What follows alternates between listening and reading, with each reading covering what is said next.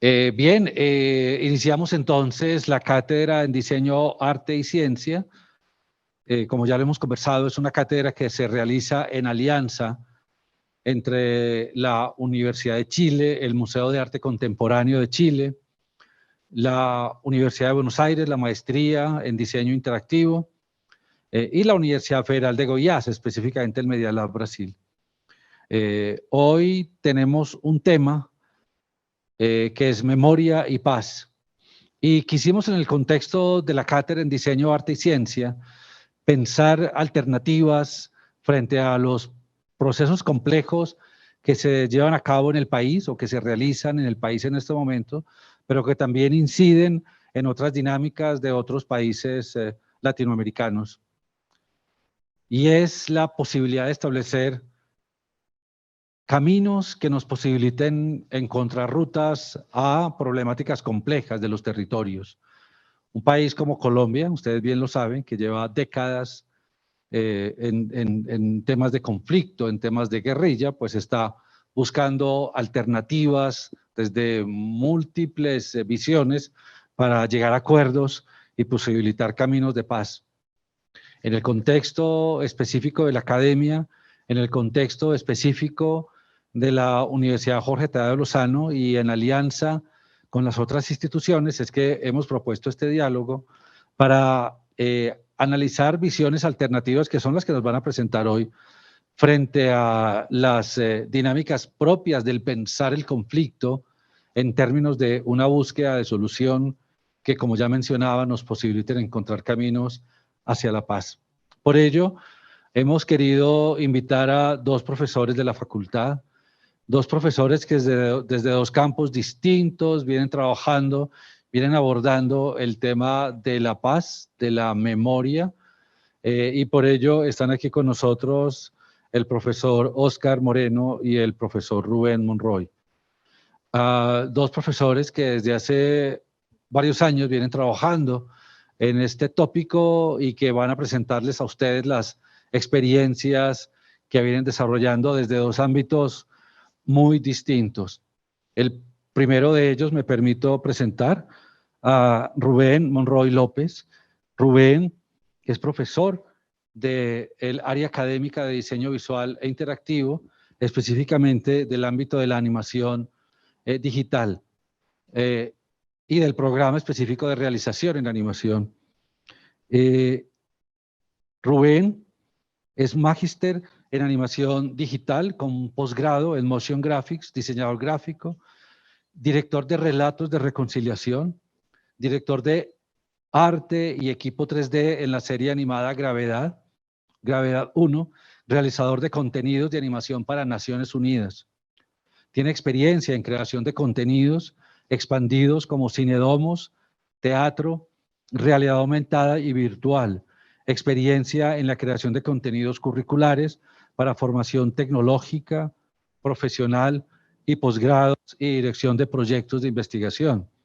Ha realizado varios proyectos de investigación, entre los que se encuentran un diálogo para animar la educación y la paz en Colombia, y otros proyectos que seguramente Rubén nos contará.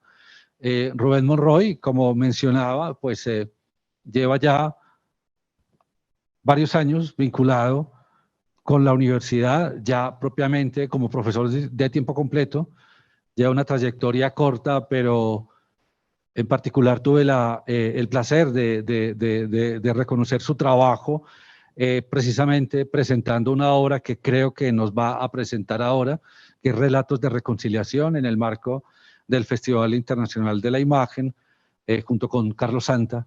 Y bueno, pues a partir de ese momento y admirando muchísimo el trabajo que viene realizando y que venía realizando Rubén, es que pues nos interesó mucho su trabajo, más ahora vinculado pues con este propósito de pensar alternativas para la paz.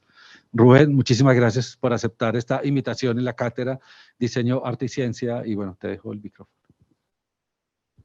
Muchísimas gracias, Felipe César, decano de la facultad. Lo primero es decirles que para visualizar mejor la presentación, hoy voy a utilizar, precisamente hablando de tecnología, precisamente hablando de paz, pues les voy a precisamente a solicitar que descarguen, ya sea acá presencial o ya sea online, una aplicación que se llama Zapar. Básicamente es para visualizar el contenido de una forma interactiva. ¿Listo? Listo, ya está. Relatos de Reconciliación. ¿Qué es Relatos de Reconciliación? Es un largometraje que recopila 16 víctimas del conflicto en Colombia. Con mucha vergüenza, hay que decirlo, como sociedad, con mucha vergüenza como sociedad. Creo que lo necesitábamos nosotros para encontrarnos nosotros mismos, para encontrar una transformación de nosotros como artistas y aportar un poquito a la memoria. Si usted está viendo ahorita, precisamente está escaneando esta imagen, estará viendo unos árboles, ¿cierto? Yo estoy seguro, sí, ya permitieron ahí a sus cámaras, ya concedieron permiso a su cámara y después que cargue, seguro verán unos árboles que son básicamente, o para mí, digamos, como director, fue entender a cada persona como una vida que es, pues esos árboles, ¿cierto? Zapar con Z y doble P. Zapar con Z y doble P. Bueno, básicamente es posible que esté viendo unos árboles que están aquí al lado de nosotros, unos árboles precisamente que nosotros consideramos unos árboles que han sufrido violencia, unos árboles que desafortunadamente han tenido que vivir con una serie de experiencias que les ha, digamos que,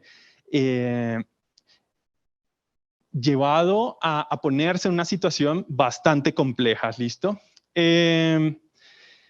Para mí lo primero que hizo que este proyecto fuera posible, pues por supuesto con la ayuda del maestro Carlos Santa, fue empezar a pensar, bueno, ¿por qué no pensarnos en una sociedad que realmente necesita reconciliación? Una sociedad que realmente necesita que nosotros como sociedad demos un paso más adelante, ¿listo? Y entonces yo me ponía a pensar, cuando yo voy en el Transmilenio, cuando yo voy en el transporte público, cuando estoy al lado de uno digamos, en estos ambientes académicos, pensaba, es posible que la persona que está aquí al lado mío haya sufrido violencia. Es posible que no sea directa, es posible que sea violencia indirecta. Y empezamos a pensar, oiga, con un grupo de animadores, precisamente con el otro director, con el otro codirector de este largometraje, que es Carlos Santa, digamos, un gran animador colombiano,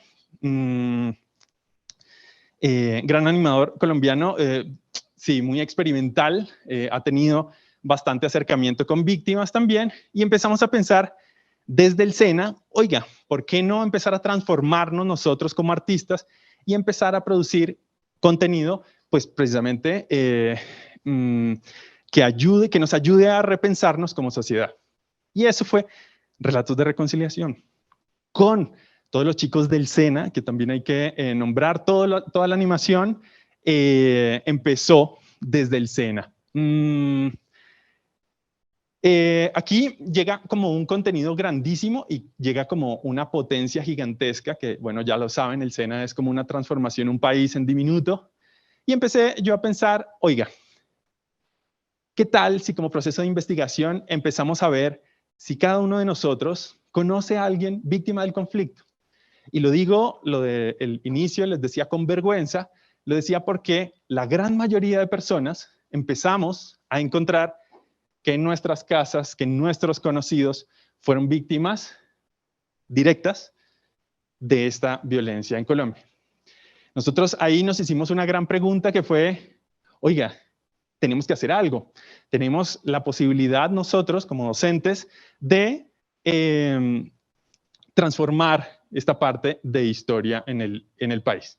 Y empezó Relatos de Reconciliación precisamente a conformarse. Y Relatos de Reconciliación empezó a pensar, oiga, sí, ¿Qué tal si yo tengo una vida? ¿Qué tal si yo tengo un árbol precisamente de estos que están al lado de nosotros ahora mismo con la realidad virtual y estamos diciéndonos, oiga, sí, es posible que la persona que va al lado mío en ese Transmilenio fue víctima del conflicto y yo tengo que entenderme, claro, aquí viene una parte histórica y una parte social que tengo que reentenderme, reinterpretar para poder decir qué es lo que pasa con mi país, ¿listo? Y eso fue relatos de reconciliación propiamente.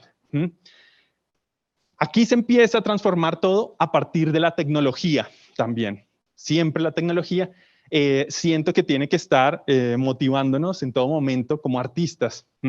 No solo decir, vale, listo, vamos a tener un proyecto allá y vamos a tener una web y vamos a tener un alojamiento para hablar de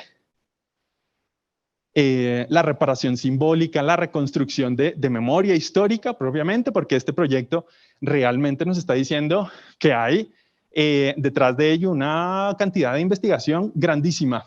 Entonces, se empezó a pensar una cantidad de dispositivos propiamente para albergar tantísima información como pues un largometraje. Entenderán que este largometraje sí tiene 70.000, haciendo la cifra, tiene 70.000 fotogramas, normalmente casi todos hechos a mano, ¿cierto?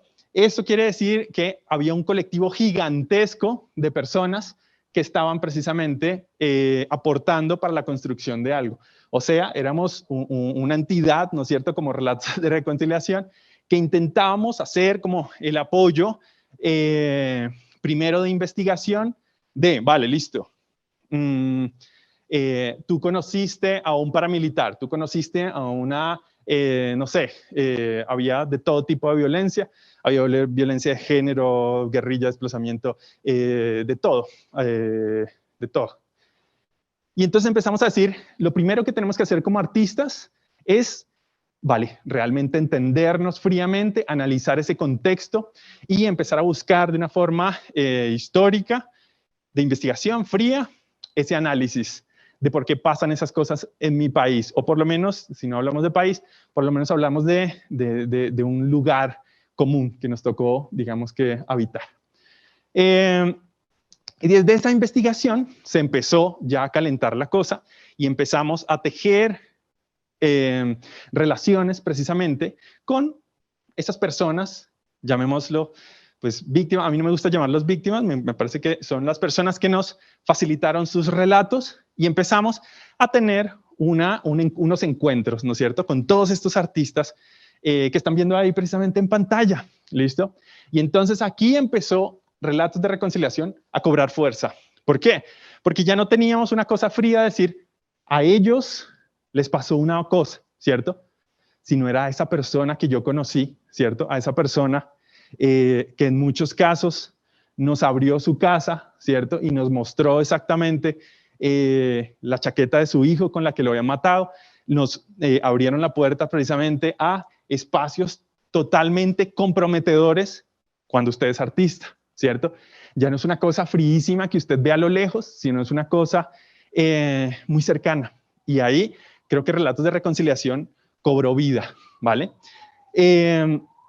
¿A qué me refiero con cobró vida? Ya todo el mundo, este largometraje, que es muy gracioso porque el largometraje llegó muy lejos internacionalmente, quedó el año pasado como mejor largometraje de todo Sudamérica, ¿no es cierto?, en la parte de animación.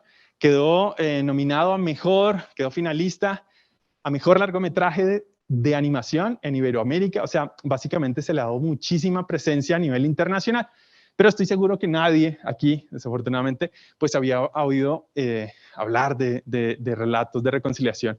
Llegó hasta salas de cine, seguro lo vieron por ahí en salas de cine. Estuvo el año pasado, bueno, extrañamente en pandemia, pero estuvo por allí en las salas de cine. Y aquí creo que fue cómo entender un proyecto que nos transforme a todos, cómo entender un proyecto que realmente haya cogido la mente de todos los que hicimos aquí, pues, rotoscopias, ingenieros de sonido, los violinistas y todos los de la Universidad de Caldas que nos apoyaron con toda la filarmónica, absolutamente todas las personas que pasaron por aquí entendieron que es un proyecto que estaba construido con 0 pesos, 0 pesos. Simplemente 150 personas que estábamos allí para aportar a la construcción de algo. ¿Listo? Otra vez, no lo llamemos país, llamémoslo de un pedacito que nos tocó vivir. ¿Listo?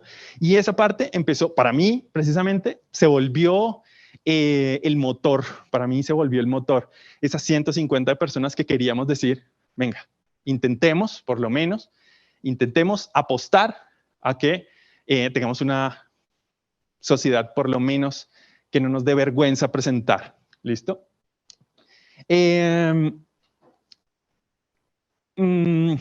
Relatos de reconciliación, yo se los voy a mostrar aquí.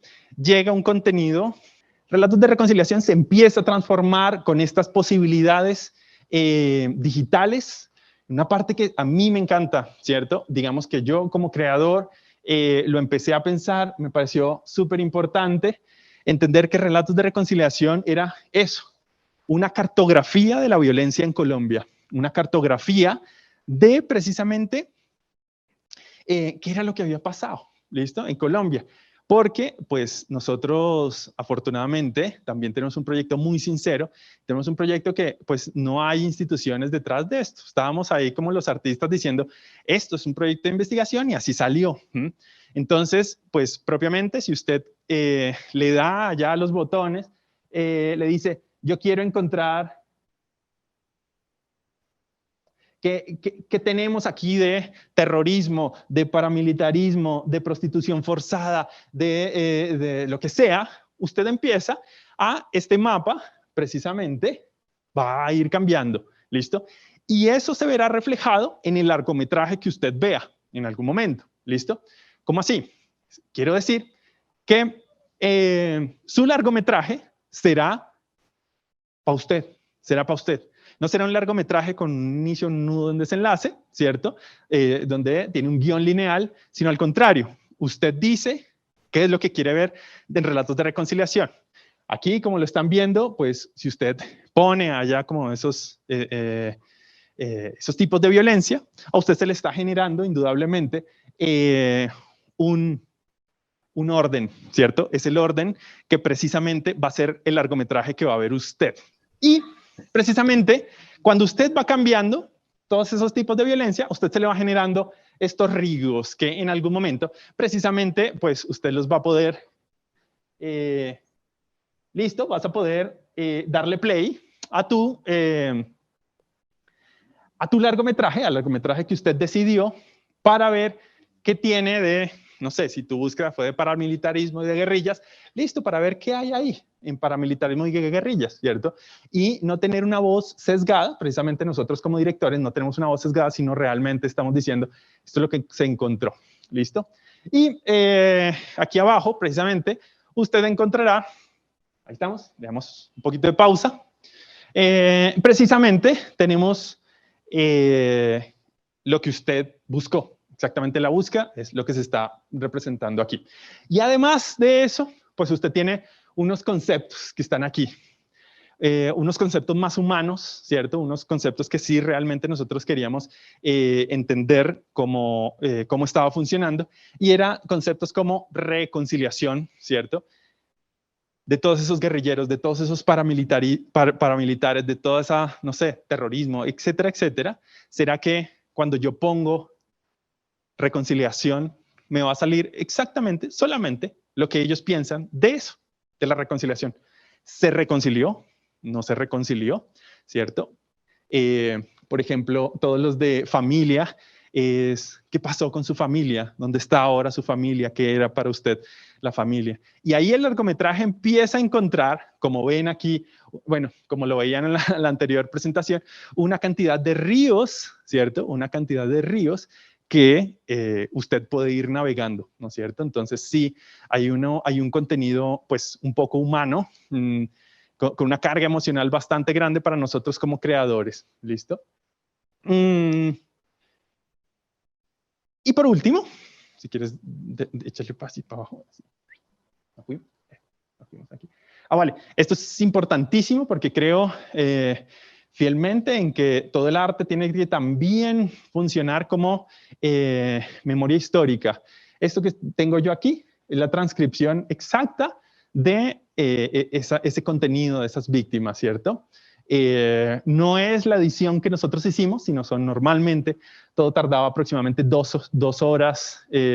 Digamos que nuestro encuentro con esas personas tardaba aproximadamente 2 horas, sé que era también muy rápido, pero digamos que había un contenido gigantesco que estaba ahí esperándonos, ¿no? Y eso se ve representado aquí, porque esto tiene que funcionar como memoria histórica. Es súper importante que quede plasmado que en el país hubo unas personas por allá que empezaron a pensar en un post-conflicto. Y bueno, no sé para dónde va el país, ¿no es cierto? Pero por lo menos sí que hubo un grupo de personas que sí querían hablar de un post-conflicto. Entonces sí debe servir como memoria histórica. Y por último, hay una parte requete divertida.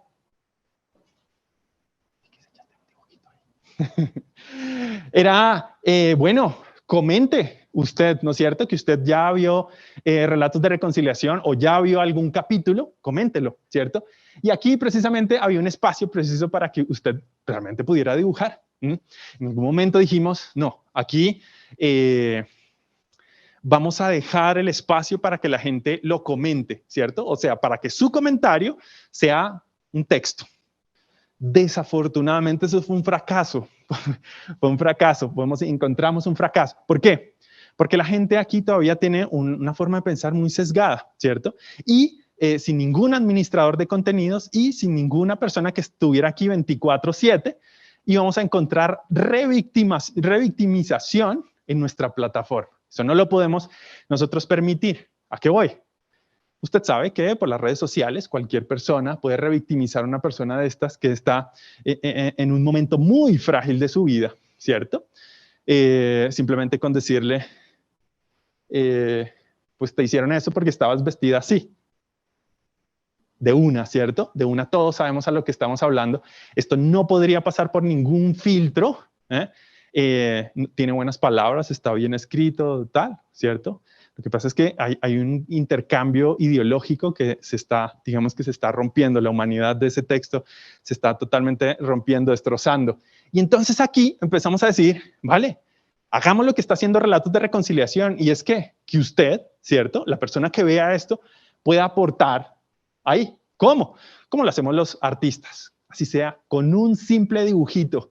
¿Listo? Entonces usted verá que nosotros tenemos aquí, si quieres Silvia, ahí dale como más cachucha. Y básicamente, bueno, ahí podemos cambiar y podemos hacer todo este contenido. Y después de hacer esos 8 fotogramas, tendremos una animación. ¿Qué es eso? Simplemente es un gesto, ¿cierto? No va a ser una obra genial, no va a ser el dibujo, ¿no es cierto?, de estos grandes dibujantes, pero sí es posible que como gesto usted quiera decir, esta es mi contribución, esta es mi pequeña contribución, ¿cierto?, a entender un país precisamente en post-conflicto. Por aquí empezamos a ver, listo, ¿cómo se hizo esto? ¿Listo? ¿Cómo se hizo esto? Y esto, todos relatos, empezó una serie de organizaciones que empezaron a hacer indudablemente posible relatos de reconciliación. ONGs, el SENA, precisamente que ya hablé de él, la Filarmónica, precisamente todo lo que nos ayudaron desde la Universidad de Caldas, que fue genial, ¿cierto? Y empezamos a tener una cantidad de manos que querían eso, querían llegar a una construcción de un colectivo, pues bastante chévere. Hay que hablar de una cosa.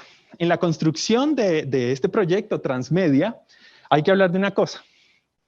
Sí, es cierto que nosotros hablamos acá, que siempre nos ponemos al lado de las víctimas, ¿cierto? Y siempre da relatos de reconciliación. De una, pues, toda nuestra lógica se va a pensar en las víctimas. Pero si usted habla de reconciliación, hay un autor fundamental y son los victimarios, ¿cierto? ¿Qué rayos hacíamos con los victimarios? Los victimarios fueron realmente algo dificilísimo de abordar desde el arte, ¿cierto? Si a mí me dicen, no, es que a mí me cayó una granada en la espalda, ¿cierto? ¿No? Yo estaba tomándome ahí en la 85, me cayó una granada en la espalda, ¿cierto? Usted inmediatamente dice, mano, ¿cómo así que usted le cayó una granada en la espalda? ¿Cómo fue eso? Yo de una me pongo en los pantalones de esa persona. Pero si usted le dice, en esta misma investigación sale, yo le di un tiro en la nuca a mi mejor amigo, ¿cierto? Usted inmediatamente se aleja, ¿cierto? ¿Qué pasó? ¿Qué tuvimos que hacer los artistas ahí? ¿Qué pudimos hacer? Empezaron a ver una construcción de unos talleres de paz, de unos encuentros donde realmente sí hacíamos un contenido de animación, pero pensándonos, espere un momento, porque aquí nos tenemos que repensar que una de las partes fundamentales para pensar en la reconciliación son estos dos momentos, ¿no es cierto? La víctima y el victimario. Y ahí realmente empezamos a decir, vale, tenemos que hablar, hacer unos talleres de paz, de humanidad, ¿cierto? Donde nosotros sí vamos a hacer una animación, pero después de tener un contexto bastante más grande. Entonces fue bastante divertido que todas las personas, todos los victimarios también salen acá. Los victimarios también salen en nuestros relatos de reconciliación, pero están abordados de una forma totalmente diferente en unos talleres de paz.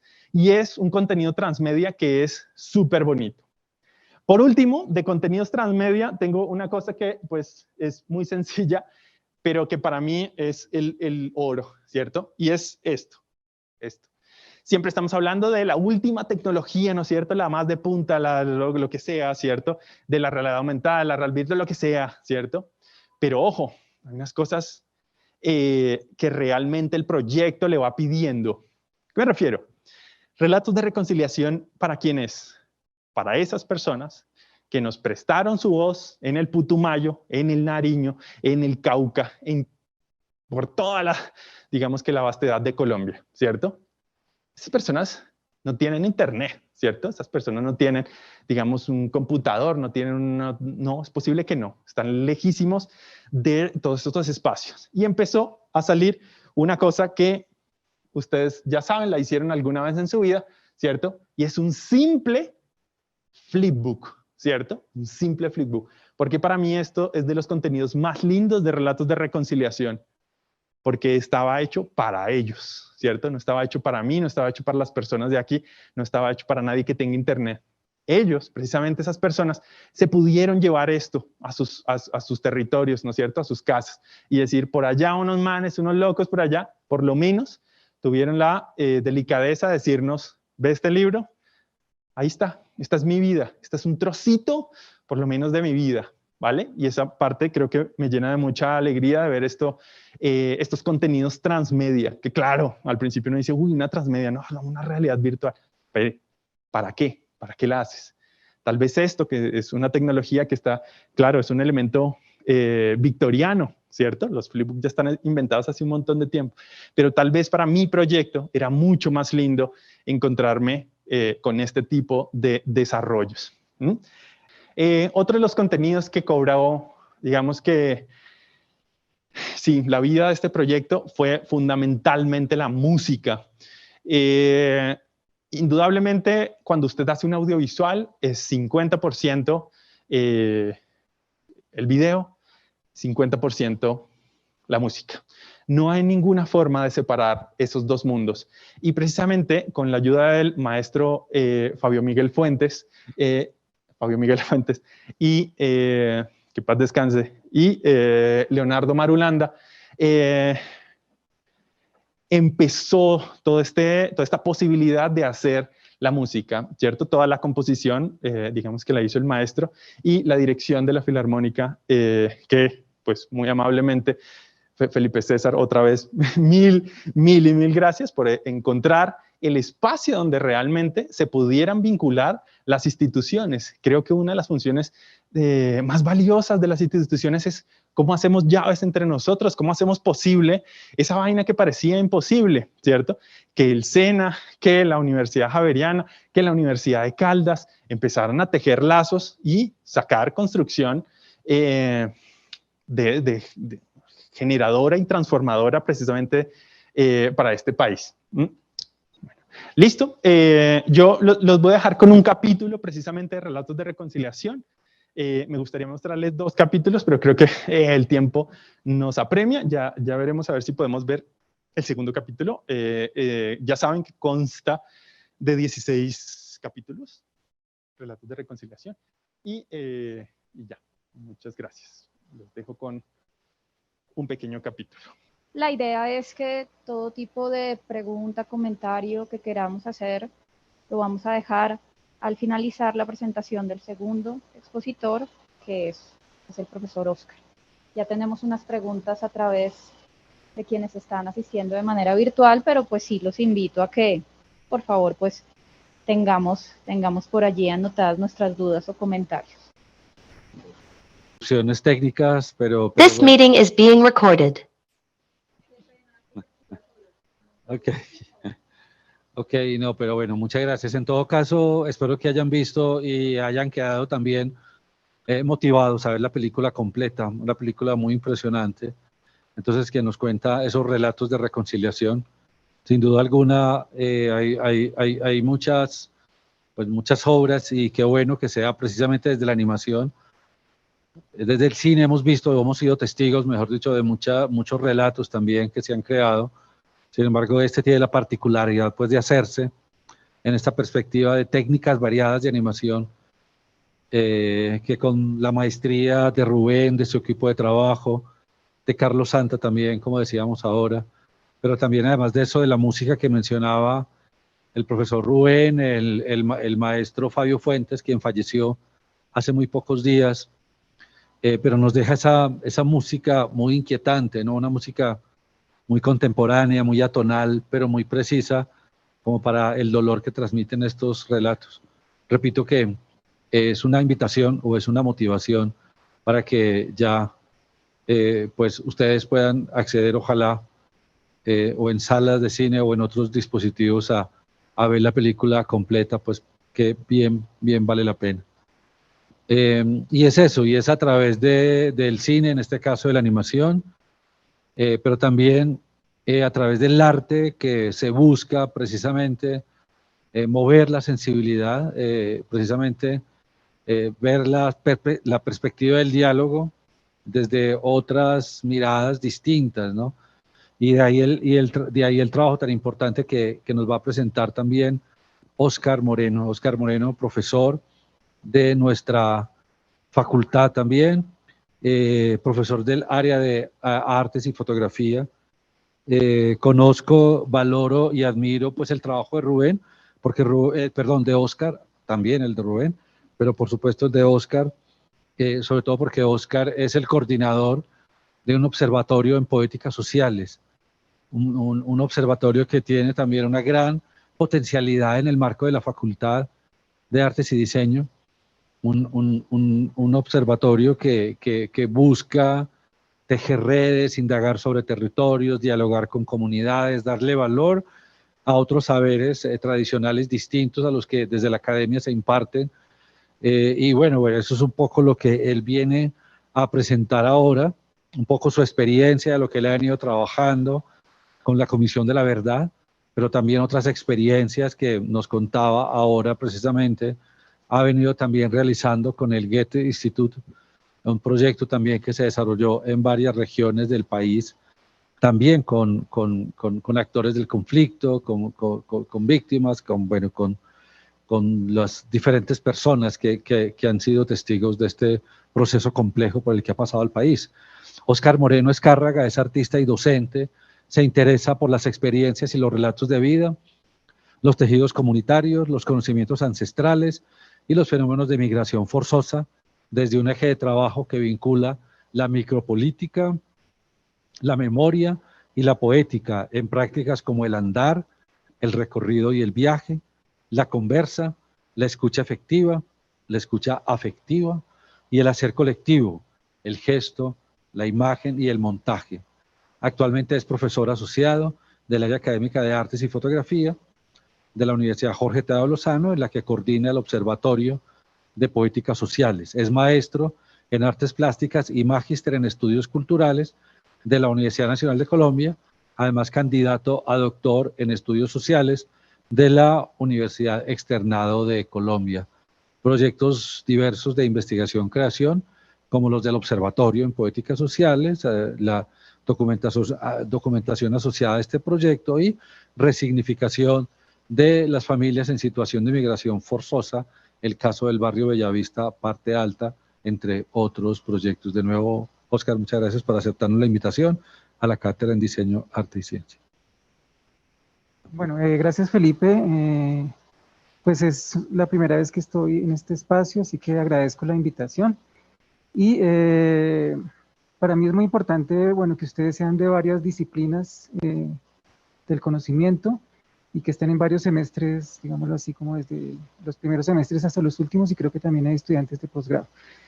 Entonces, este es un tema pues interdisciplinar que implica que uno debe adaptar el lenguaje o más bien hacer que el lenguaje fluya en un ámbito, digámoslo así, como abierto, un poco abierto.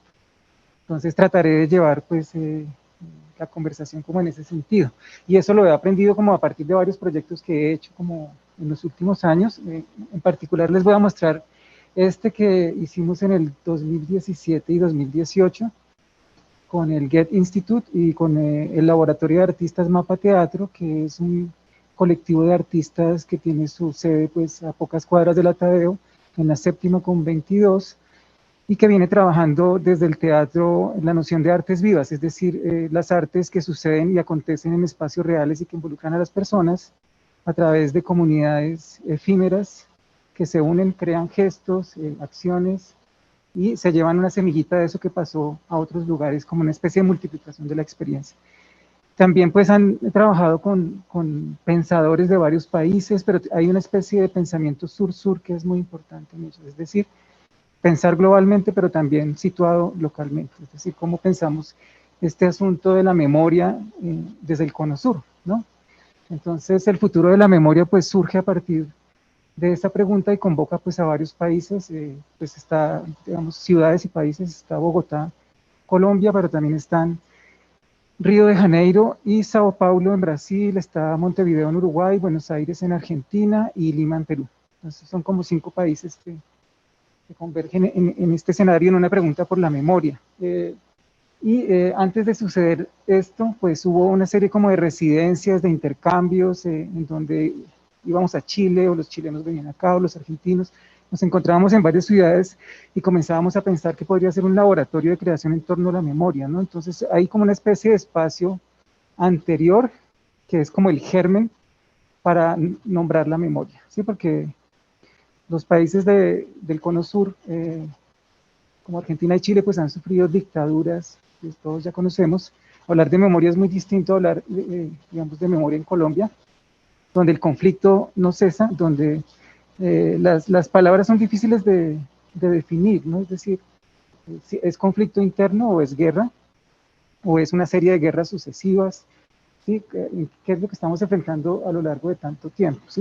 Entonces la pregunta por la memoria colectiva, la memoria histórica es fundamental, pero también la pregunta por la memoria singular, la memoria que está albergada en los cuerpos de las personas, ¿sí? Es un poco lo que se refería el profesor anterior, ¿cómo se llama? Rubén, sí.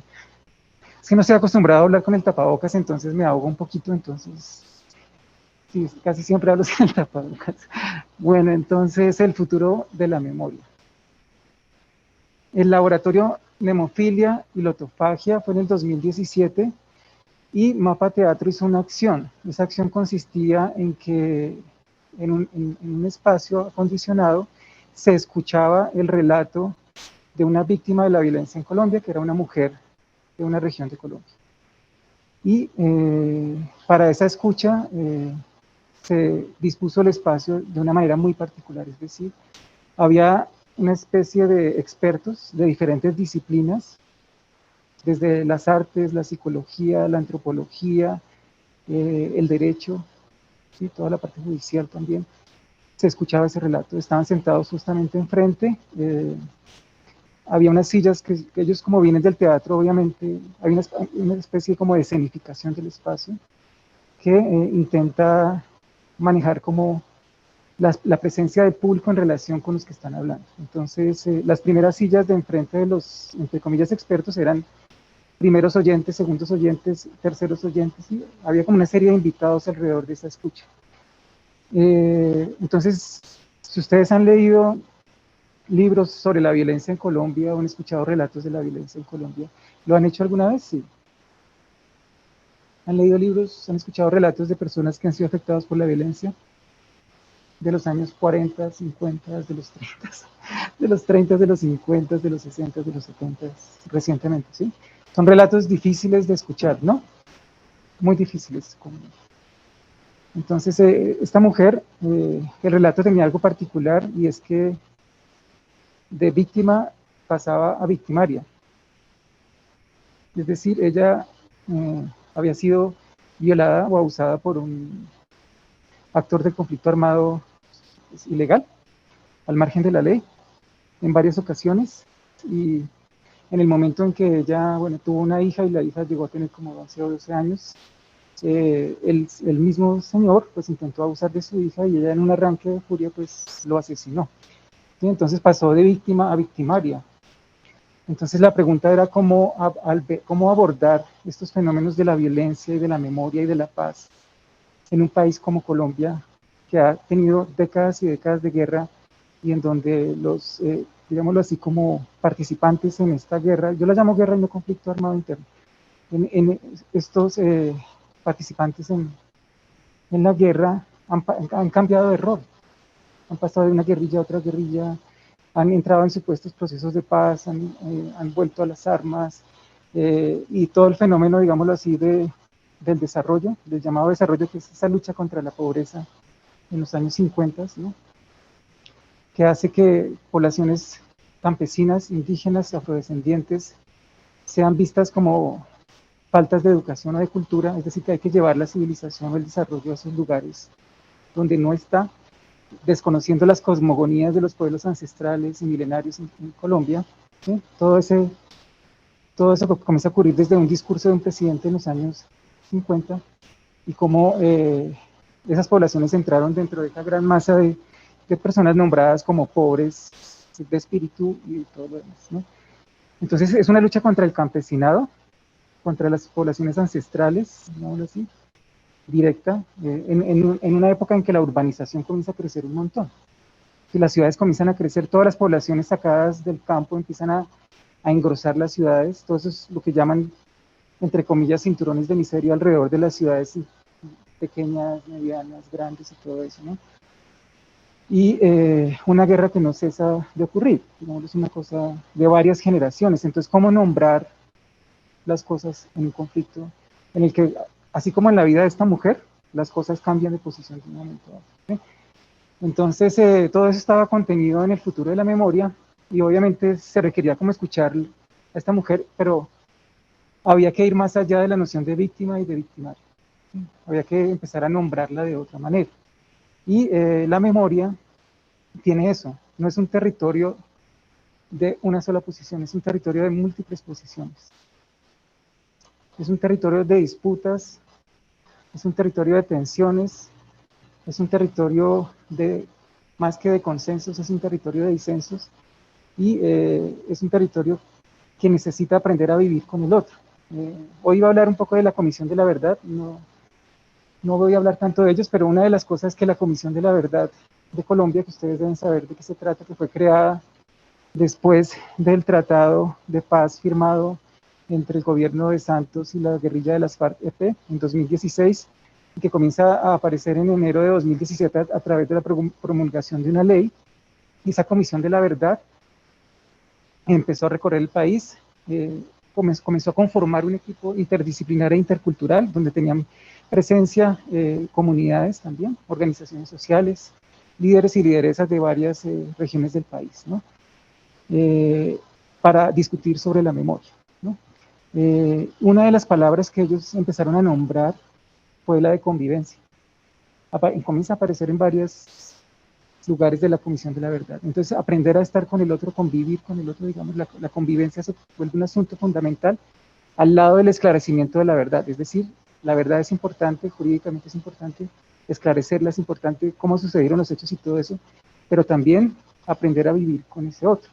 Esta noción de perdón se vuelve un asunto muy difícil, ¿sí?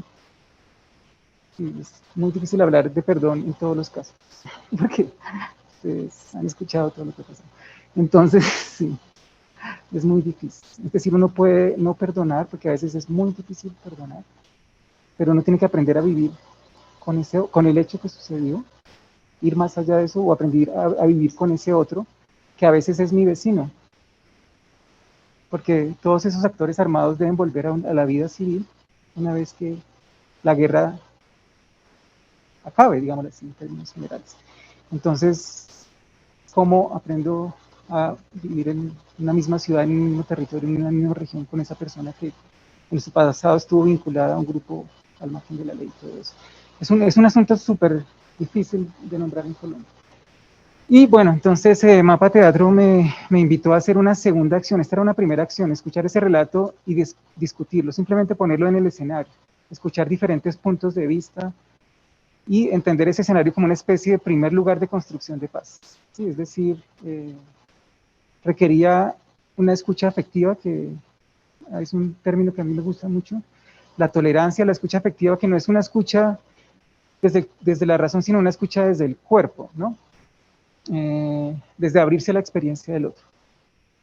¿Sí? Uno no sabe por las cosas que ha pasado el otro ser humano que tengo enfrente y demás, y todo eso, entonces es simplemente verlo como un ser humano y escuchar lo que ha pasado más allá de mi propio pensamiento y todo eso. Esas cosas son fundamentales, asimismo como el empoderamiento de la justicia en el país, digamos, son como cosas que la Comisión de la Verdad ha ido pues implantando. Esclarecimiento de la verdad, convivencia y justicia digna y responsable para los afectados por la violencia en el país.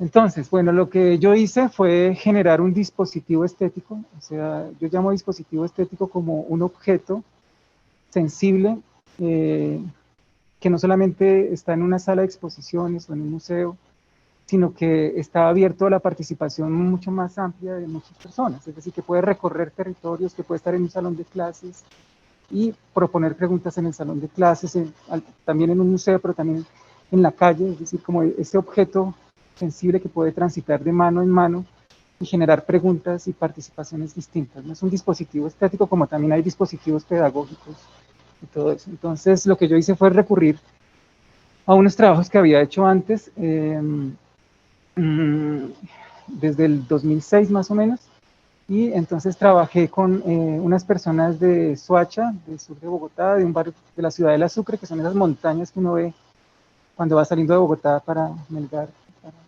Girardot y todo eso, al oriente. Y la ciudad de La Sucre, pues había trabajado con unas personas del Pacífico colombiano, de Chocó y de Buenaventura, y habíamos construido unas casas, primero pequeñitas, unas casas de los sueños, digámoslo así, como armadas a partir de, no de planos ni de dibujos, sino simplemente de colocar un ladrillito pequeño al lado del otro y ir configurando una posible casa que uno quisiera tener, pues en Colombia, en el lugar que ellos quisieran, ¿no? Después hicimos una casa de escala real en el Centro de Memoria, Paz y Reconciliación, en el Cementerio Central, que duró como 8 meses. ¿Tú has visto las cosas? ¿Sí? Al Centro de Memoria, Paz y Reconciliación. Bueno, entonces hicimos una casa a escala real que duró 8 meses y la casa nos la hicieron tumbar porque esa casa debería estar en las periferias de las ciudades y no en el centro de la ciudad. Bueno, hubo muchas cartas y quejas que hicieron que tumbáramos la casa.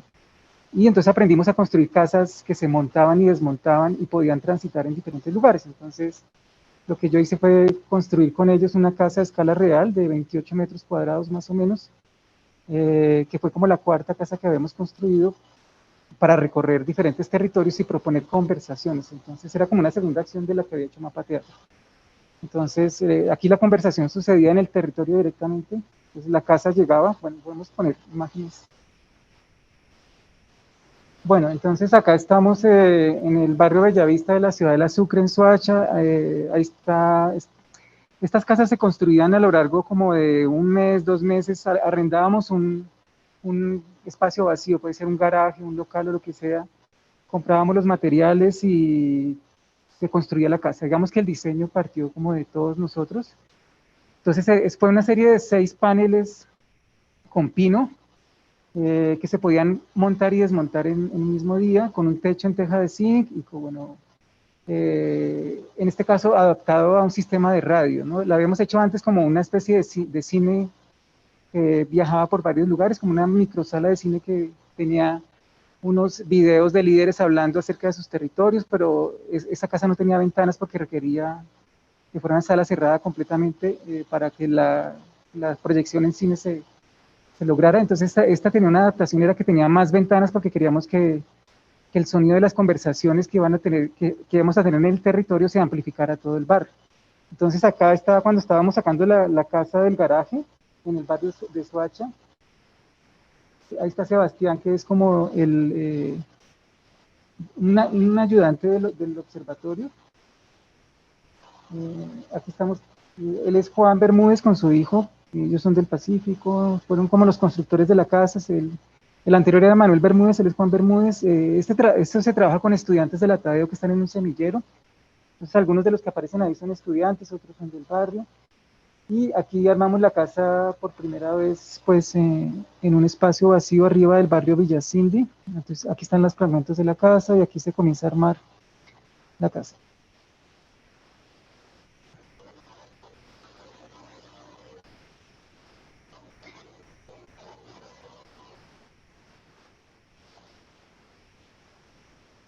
Y bueno, entonces voy a estar pasando así para el lado.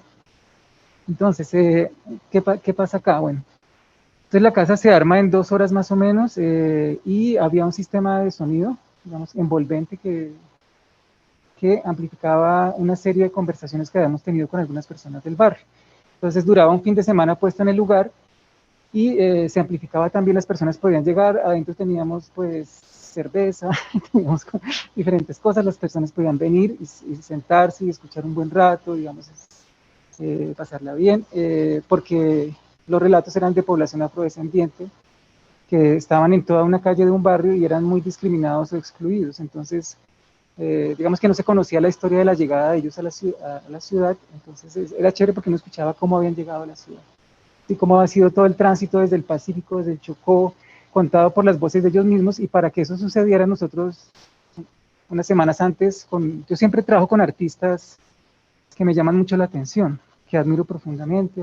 En este caso trabajé con Leonel Vázquez, que es un artista sonoro muy conocido en Colombia. Entonces con Leonel, con su esposa y con su hija Eloísa, recorrimos el barrio con los habitantes grabando sonidos, no solamente de las personas, sus relatos, sino también del paisaje. Entonces grabamos las fuentes de agua, el sonido del viento, los pájaros, todo eso, y se vuelve como el trasfondo del programa. Es decir, como no descontextualizar a las personas que hablen sobre el silencio, sino que hablan directamente con los sonidos de su territorio. Entonces, el primero es grabar el territorio, recorrerlo, reconocerlo con las personas. Es muy importante esto, es decir, esto no es como obtener un producto, sino también es la experiencia que yo tengo con ellos, porque yo sé que estoy en un acto de reconocimiento del otro, generando esa convivencia de la que habla la Comisión de la Verdad. Cuando me acerco a ellos, voy a su barrio, recorro con ellos el paisaje y grabo esos sonidos, estoy generando una acción que para mí es la fundamental, ¿sí? Puede que después se grabe todo, pero para mí eso que sucede, esos días de grabación es fundamental. Después se pasa por un proceso de edición, digamos que en el que se tiene en cuenta que las personas que participan o que narran escuchen la grabación y tengan la posibilidad de opinar sobre la edición que se va a hacer.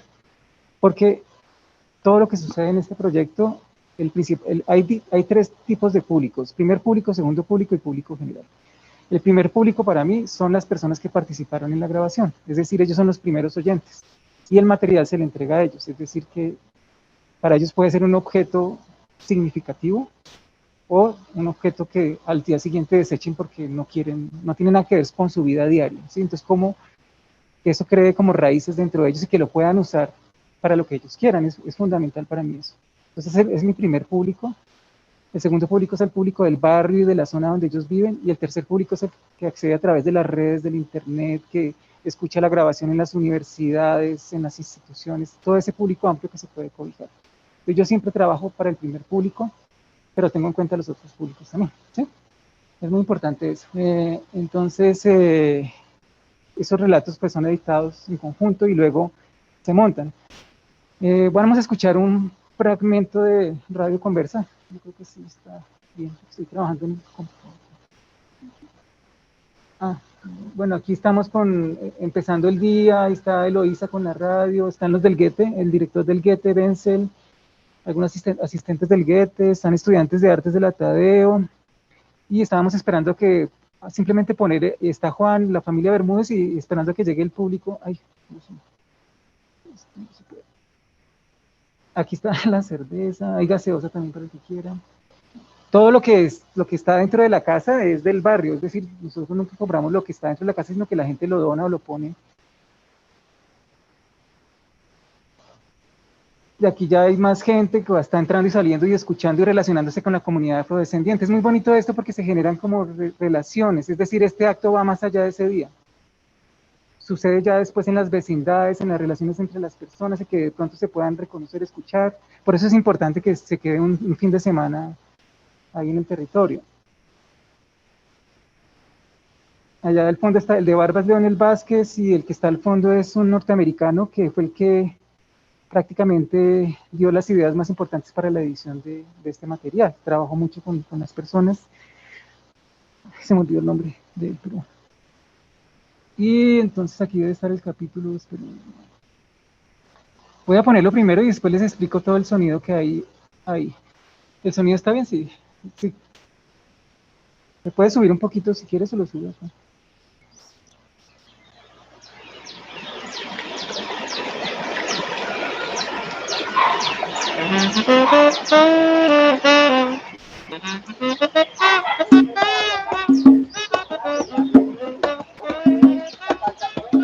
Somos iguales,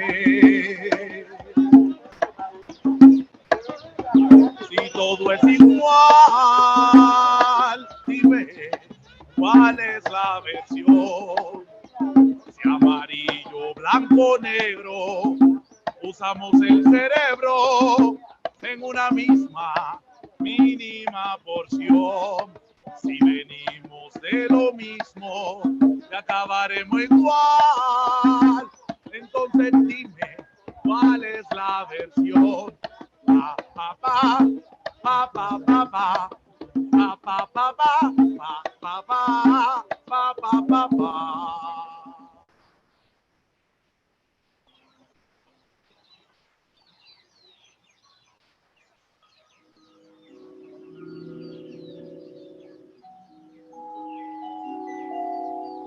Radio Conversa, un espacio de encuentro para conversar sobre memoria, territorio, tejido social y cultura.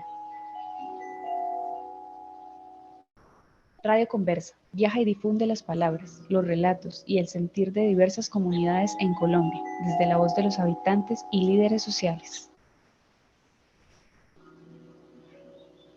Este espacio hace parte del proyecto El Futuro de la Memoria, promovido por el Instituto Goethe. En Colombia cuenta con el apoyo del Observatorio Poéticas Sociales de la Universidad Jorge Tadeo Lozano y Mapa Teatro.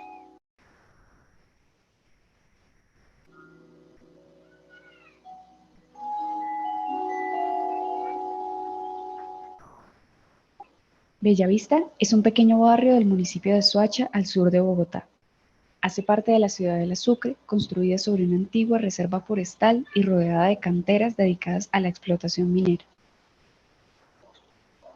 Vamos a escuchar a Rosa Bermúdez, Manuel Bermúdez y Manuel Ibargüen, habitantes de Bellavista.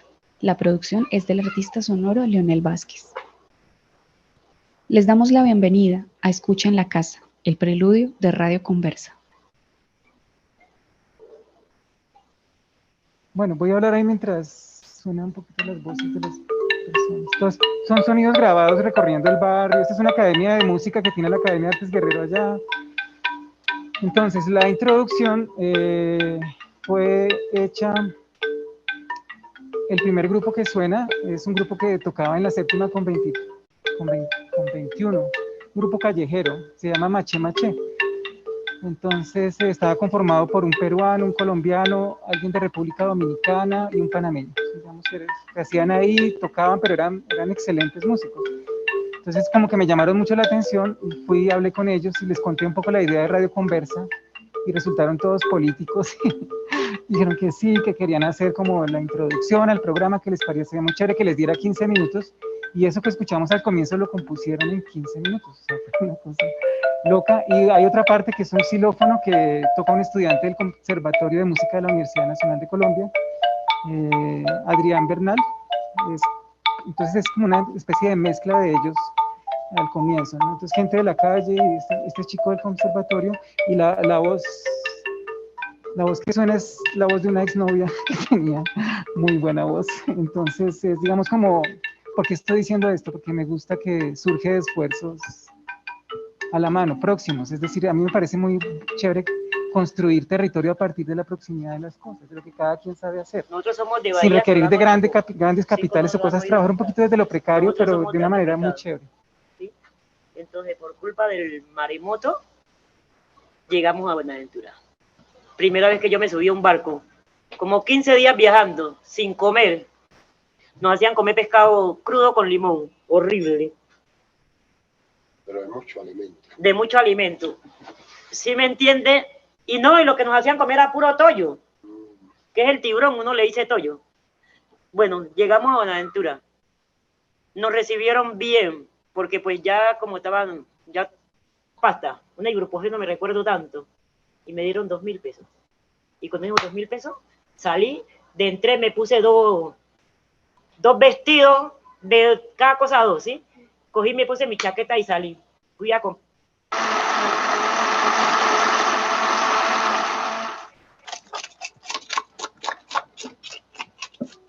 Bueno, entonces no les voy a poner todo el capítulo porque queda poco tiempo, pero digamos que esto es serie de sonidos mezclados y todo eso hasta el final.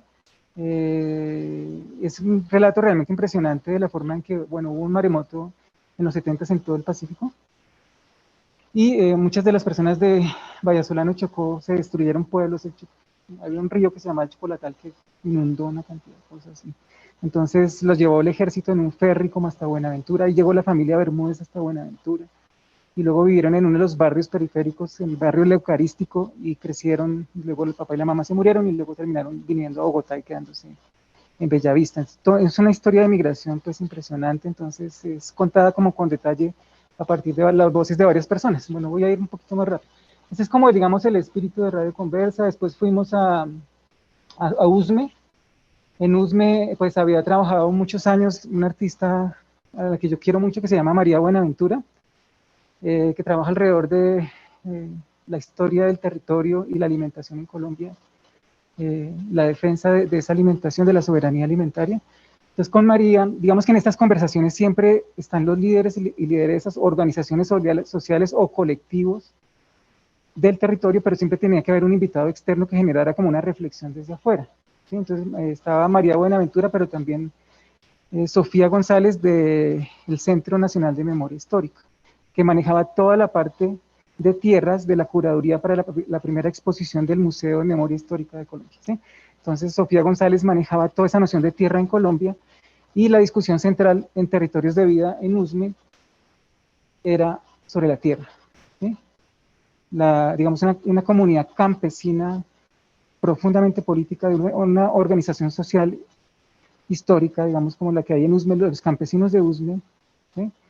Y el hallazgo del cementerio indígena Muisca, que hace que ese ancestro Muisca, ese conocimiento ancestral Muisca emerja y se junte con el conocimiento y las tradiciones campesinas para mostrarle a la ciudad lo milenaria de sus costumbres y de sus patrimonios históricos, ¿sí? Como todo lo que hay detrás de eso, para que esa zona, digámoslo así, a la que estaban llegando por la gentrificación de la ciudad, personas que desplazaban a la fuerza, sacaban de lugares aquí que querían subir el metro cuadrado, los mandaban para allá, los metían a conjuntos de 25 metros cuadrados.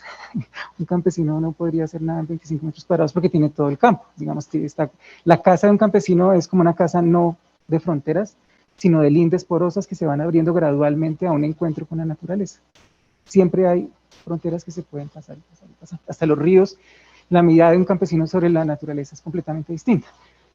Entonces, todo eso, cómo empieza a hacer que esa urbanización ilegal, porque le compraban el metro cuadrado a los campesinos a 3.000 pesos, o 3.000, 4.000 pesos, de verdad, se parara por el hallazgo del cementerio indígena. Entonces aquí pues nos encontramos con Jaime Beltrán, uno de los líderes campesinos más reconocidos en Usme, lamentablemente murió hace poco causa de una enfermedad. Con Harold Villay, un joven heredero pues, del pensamiento de Jaime, estaba María Buenaventura y estaba Sofía González. Entonces simplemente, bueno, les voy a mostrar las fotos. Esta es como una de las ventanas antes de armarla.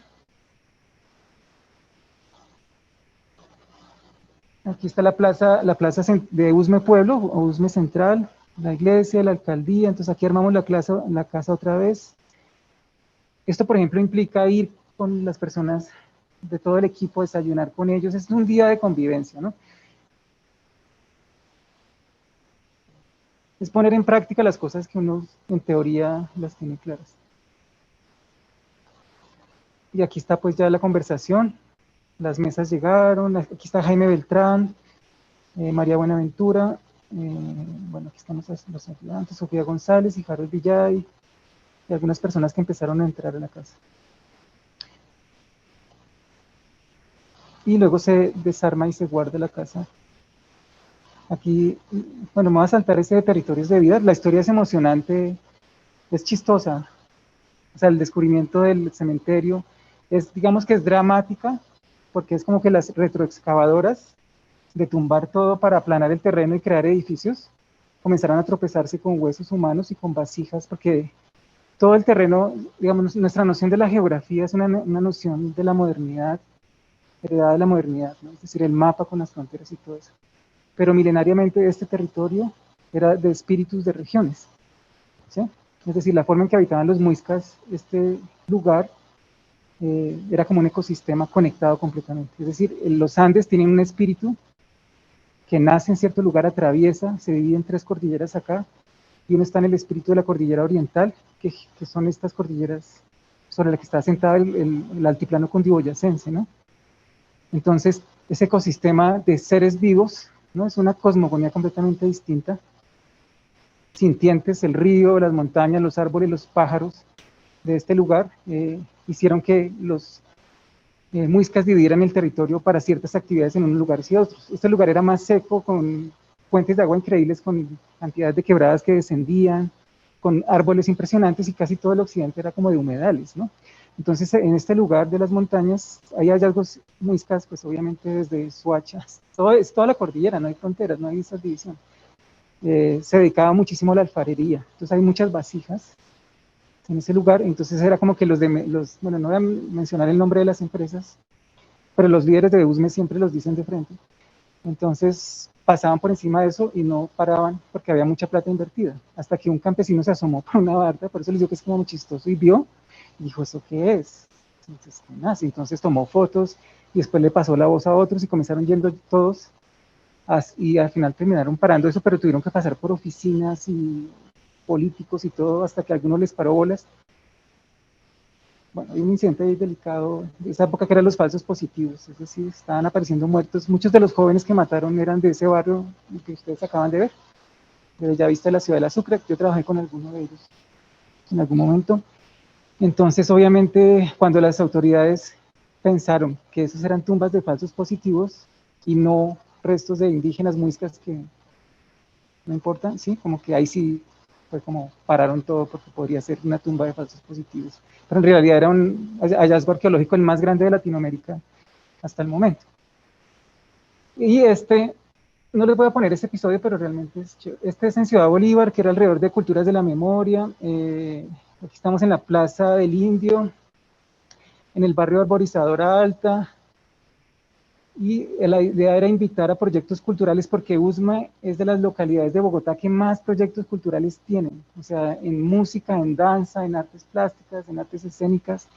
Yo he sido jurado varias veces de becas de la Secretaría de IDARTES, del Ministerio, y Usme y Ciudad Bolívar es impresionante en la cantidad de cosas que presenta. Entonces ahí el tema de discusión era no el territorio, sino la cultura. Entonces era Culturas de la Memoria, y aquí pues invitamos. Él es Camilo Daza, un estudiante de la pedagógica, que siempre ha sido como el asistente de sonido, y aquí están todas las mesas que nos conseguimos, pues, de restaurantes y eso. Y allá está el Festival de Cine de Ojo al Sancocho, ¿no? Entonces aprovechamos y pusimos algunos carteles de Ojo al Sancocho con los de Radio Conversa. Tiene un dibujo que yo hice, pues que no sé si lo tengo, bueno, ahí está chiquitico.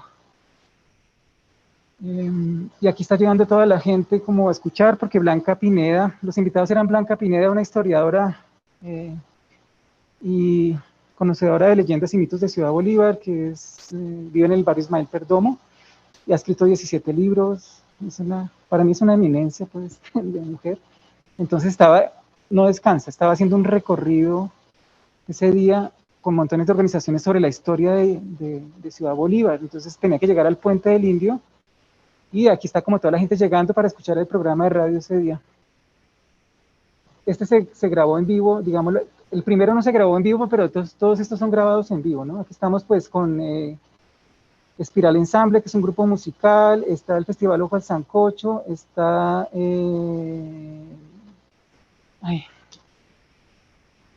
olvidó. Está Fernando Cuervo, que tiene un proyecto en un colegio, él es profesor de un colegio que tiene un domo geodésico allá, y entonces la Casa Mayaelo, es un proyecto que viene trabajando desde el colegio, bellísimo, se lo recomiendo. Y está Yolanda Sierra, que es una abogada del externado, experta en reparación simbólica, en la conexión entre arte, cultura y derechos humanos, que fue como mi invitada externa. Yo dije, bueno, quiero entender esto de la cultura en términos de la reparación simbólica y del Acuerdo de Paz del 2017, entonces ella estuvo ahí presente como invitada externa discutiendo. Aquí esto es lo que no son consensos sino disensos, aprender a convivir con la opinión del otro, piensa lo que piense, como aprender a mediar y todo eso. Aquí está Blanca Pineda, él es el director del Festival Ojo a Sancocho, que se me fue el nombre justamente. Daniel Bejarano, un tipo súper inteligente, ¿no? Es increíble, sí, es una de las personas que cuando habla siento una inteligencia pues, muy potente, sabe mucho. Bueno, aquí está pues todo este es el grupo Espiral Ensamble, y bueno, les voy a poner un poquito ahí, como por poner algo. ¿Dónde está? Es que son capítulos. Entonces, pongamos el capítulo. Cada capítulo tiene su introducción. A mí, por ejemplo, me han pedido que hiciera podcast, como el podcast, ¿no?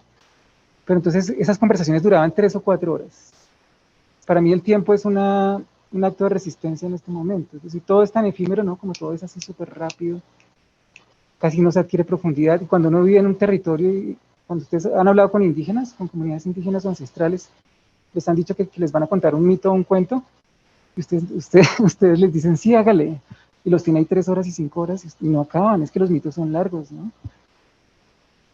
Es una temporalidad completamente distinta. Entonces el tiempo es todo un asunto de discusión. Entonces yo me resistí a hacer podcast, más bien les hice unos capítulos de 40, 50 minutos.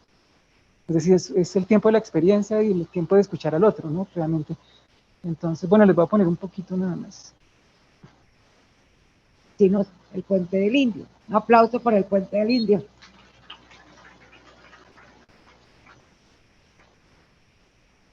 Querida audiencia, quiero contarles que nuestra linda localidad Ciudad Bolívar nace de las haciendas. Fueron 9 haciendas que se ubicaron en todo el territorio local. Inicialmente fue habitada por los indígenas muiscas y posteriormente el éxodo masivo de campesinado tolimense, cundiboyacense, vienen a fundar los territorios. Pero inicialmente se funda uno de los barrios con habitantes que venían de 3 lucecitas. Un día en Mayorga se fue a desaguar, al paso de que llegaron todos los habitantes por ejemplo, Barrio es el capítulo 1, que es el relato de Blanca. Que les quería poner un poquito de Espiral Ensamble, que es el grupo de chicos que se ganaron, ellos que se ganaron un premio. Creo que ellos sí eran el programa. Se ganaron un premio como una de las bandas alternativas más importantes de no sé en qué año. Pero... una sonrisa y luego me dispara la cornisa. Colombia, la graduada en ser sumisa. Colombia de Colón, vencido y muerto. Colombianito, colombianito, colombianito. Listo, entonces ellos tocaron ese día. Y el último capítulo fue en Buenaventura, en el barrio Isla de la Paz de la Comuna 6 de Buenaventura, que fue con la artista Liliana Angulo. ¿Sí la conocen? bueno, Diego sí lo conoce, pero es un artista que ha trabajado por la defensa, bueno, Felipe también lo conoce, Alina. Ha trabajado por la defensa de la comunidad afrodescendiente, los derechos y las luchas de la comunidad afrodescendiente. Una investigadora y una artista pues muy importante. Entonces con ella viajamos a este barrio y contactamos a Temístocles Machado. ¿Se han escuchado de Temístocles? ¿No? Temístocles Machado y varios líderes de allá, María Elena Bernal, el colectivo Rostros Urbanos, bueno, todos ellos. Temístocles pues lo asesinaron en 2018 porque era uno de los líderes que más defendía la Comuna 6 de Buenaventura, y a lo largo de su vida él fue investigando, metiéndose a bibliotecas, mirando las leyes, y se volvió como una especie de archivo vivo de toda la tradición de la comunidad afrodescendiente en ese lugar y todo lo que habían pasado. ¿Sí? Entonces el primer capítulo es una hora de Temístocles hablando de la historia del barrio y contando todo eso. Ese día pues él fue súper contento y realmente... ¿Una imagen o un video? ¿Quién es? ¿Quién es? Entonces, sí, fue muy doloroso para Liliana, para mí y para todas las personas realmente que hubieran matado. Entonces, y aquí está pues la casa en... ¿Qué fue lo que dijeron? ¿Qué fue lo que dijeron? Yo no entendí. ¿Alguien entendió? Estamos armando la casa. Esta canchita de fútbol la iban a utilizar para meter containers que están allá al fondo. Entonces, poner las palabras ciudadanía y ancestralidad juntas es un acto, un gesto fuerte. Es decir, en este país de diversidad cultural de muchas comunidades milenarias, ancestrales, ¿qué es ser ciudadano? Es decir, ¿qué es tener derecho al voto y a la voz en este país? ¿Sí? Entonces es una discusión que pusimos fuerte y por eso los invitamos a ellos a discutir sobre, porque, ¿saben por qué?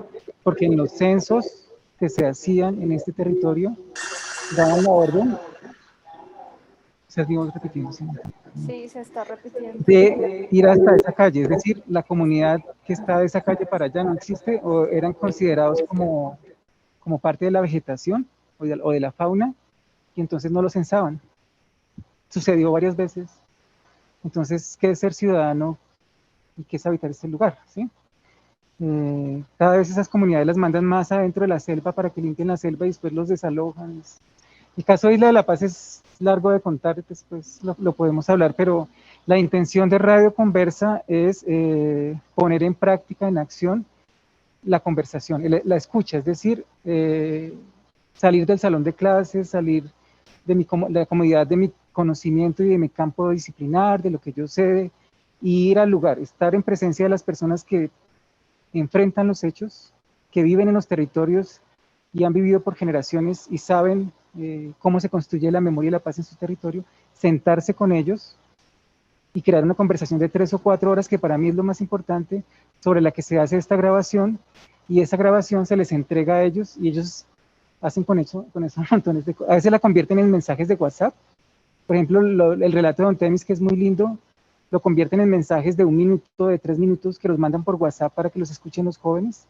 Y estamos planeando con Liliana Angulo generar una serie de cartillas o de libros ilustrados que recojan ese testimonio y que circulen en las escuelas, porque una de las hermanas de Don Temis es profesora de una escuela. Entonces, como eso intergeneracional para nosotros es muy importante en términos de discusión de memoria. Como profesor y como investigador y todo eso, sé que la responsabilidad de las instituciones, no solamente las universidades, sino muchas otras, está en crear nexos o conexiones entre la academia, la construcción de conocimiento y esos conocimientos y saberes que ya circulan están afuera, ¿no? Entonces, ¿cómo crear nexos? Eso para mí es lo que la Comisión de la Verdad descubrió recorriendo el país y lo ha estado discutiendo fuertemente. Entonces, las cosas no solamente circulan, el conocimiento no solamente circula y se queda en las universidades, sino que está abierto a circular en los barrios, y para eso el lenguaje, los modos de hablar, de decir, de nombrar las cosas, deben acoger otras palabras que hay varios investigadores que lo están haciendo ya, ¿sí? Es decir, entender qué es eso de por ejemplo, una de las palabras que trabajamos con la Comisión de la Verdad, que es el Ubuntu. Sí, el Ubuntu, ya todo el mundo sabe que es Ubuntu, se vuelve una moda, pero entonces pierde las raíces Entonces, es poner en práctica el Ubuntu. Hasta que yo no lo pongo en práctica, lo hago pasar por mi cuerpo, deja de ser como una cosa flash que circula y entonces se vuelve una moda ligera. No, es una vivencia, es una experiencia y todo eso. Entonces yo me he transformado con este tipo de experiencias, digamos que yo sé que como profesor, como artista me he transformado y siento que eso es parte de la construcción de la paz y de la memoria del país. Entonces, pasa por todos, porque si ustedes revisan sus familias, a lo largo del tiempo todas han sido afectadas de una u otra manera por la violencia. Solamente uno le pregunta a los bisabuelos, abuelos. Entonces, somos parte del paisaje, no estamos afuera del paisaje, somos parte de ese paisaje de construcción de la memoria y la paz. Oscar, muchas gracias por la presentación.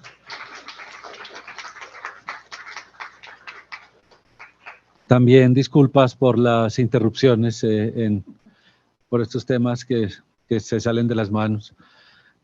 Pero bueno, yo lo quiero poner en evidencia también ante todos ustedes lo complejo, ¿no? Que es intentar pensar, digamos, como estos modelos de una clase abierta que queremos. Esta siempre la pensamos, ¿no? Y como en la que yo seguiré luchando porque sea así, ¿no? Como una clase donde más allá, como eso último que estaba diciendo Oscar es muy importante, ¿no? Como cómo poner la universidad, el saber de la universidad precisamente como en otros contextos. Creo que lo que vimos también de Rubén Monroy le apostaba a eso, ¿no? Cuando explora ese tema tan complejo, ¿no? De los diálogos con las víctimas, con los victimarios, con todos, ¿no? Y en una pieza audiovisual. Es decir, es como desestructurar lo que se tiene normalmente organizado. El propósito de la cátedra en diseño de arte y ciencia un poco ha sido eso, ¿no? Como el pensar más allá, y por ello no tiene, digamos, como un profesor, pues, que dicte las clases. Por supuesto que está la profesora Silvia, estoy yo, que vamos a estar con ustedes todo el tiempo, pero estamos invitando siempre y además de eso, como lo hemos hablado ya tantas veces, pues tenemos los aliados latinoamericanos en los que también vamos a escuchar voces desde Chile, desde Santiago, desde Buenos Aires, desde Brasil, etcétera, como ha sido ya tradicional en las dos cohortes anteriores de la cátedra.